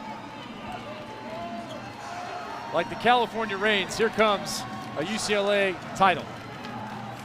We had a good winter in Southern California as far as rain is concerned, but what a run by Hawaii. The most successful program since 2015 in terms of winning percentage. 2 national championships. And UCLA, for the first time since 2006, are national champions once again. They had, and we showed you and detailed the number of close calls they had over the last several years. Ito David, the emotion of this championship, and how good was J.R. Norris. John Speraw now joining us on the sideline. John, you played, you coached, now you've won a national championship. Yeah. What took you so long? I You know the history better than anybody. Well, I tell you what, we've been working hard and getting close for a long time. Proud of these guys to put it over the top. I know the alumni and everybody who played, who's been waiting so long, has been nothing but supportive the whole way. They knew we could do it. Thank you to all the guys. I know how much this is for everybody. This is all for all the Bruins everywhere. This is an amazing championship. John, what was the score when you let yourself start to think about it? I didn't, because okay. even Hawaii was such a good, capable team, and they kept coming back that I was just not letting myself go there. And so even at the end, I had a very strong suspicion that they were going to replay that one, and I'm glad it came out our way. J.R. Norris ends his long career with an illustrious performance from the service line in particular, but also offensively. What prompted you to put him in when you did early on? I know he can kill the ball, and I had a feeling that, well, it gets a little complicated there, Kev, but I started in a different rotation than I have been all year, but in order to be successful in that, I needed a little bit more offense in the other spot. So I kind of had it in the back of my mind. I was going to take a look at Guy early, and then I went to JR, and it worked. John, you alluded to it. What's in your heart right now? Oh, elation, pride. Woo! Dang it, Paul. You're trying to get me to choke up. It's not going to happen. I'm going to hold off until later. Really proud and happy for everybody at UCLA. Let it go, John. No, let it go. No, I'm going to fight it. Wait till the press conference. It'll be there. Congratulations to you. And one final thought from me. I thought that Alex Knight was as good or better than I've seen him all season long.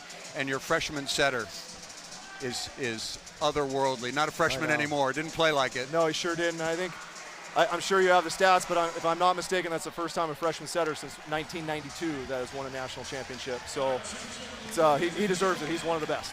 John, thank you very much. Thanks, and congratulations John. Thanks, guys. Appreciate to you it. and your team and all of your staff. Thank you very much. Completely a team performance. Ito David led the way with 23. Alex Knight, superb. Merrick McHenry as well. As a team, UCLA hits 353 and holds, if you will, this Hawaii offense. And what a team from Hawaii. Congratulations to them for an incredible run at 299. And joining us now, courtside, a national champion, J.R. Norris IV. You've been waiting patiently for this kind of opportunity for a long time. Most definitely. And boy, did you take advantage of it. How did you feel coming in? Honestly, I just felt prepared. I've been in college for a long time, so this just feels like a culmination of a lot of hard work. I'm honestly speechless. There's a lot of people I want to take out the time just to say thank you. My parents, my sister, who flew out just to come and support, all of the coaching staff, the Bruin family. It's been an honor, and I'm happy to go out on top. JR, you've been here a long time. You've seen a lot of different players come and go. Tell me about the culture, what it was, and what it is now, what your role in it this year. When I first got to college, the culture was a little different. I was the youngest player on the team, but now I'm considered the grandpa or the uncle. So what I try to do now is just, offer any support that I can. And we all pull for one another. It's a great culture here. I'm really going to miss it. JR, obviously, you know the historic success of UCLA volleyball. Yeah. Tonight is time for 20. What was the conversation with you and your teammates about that pursuit this year? Oh my gosh. As soon as we hit the gym in fall quarter, we just made it known that that was our goal, and we weren't going to settle for anything less. I'm really proud of the boys. We pushed and we got here.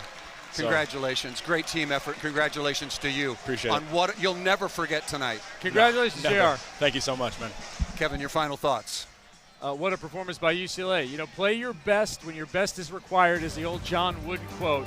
J.R. Norris and this team did that tonight and in this season. UCLA, the Bruins, are national champions once again.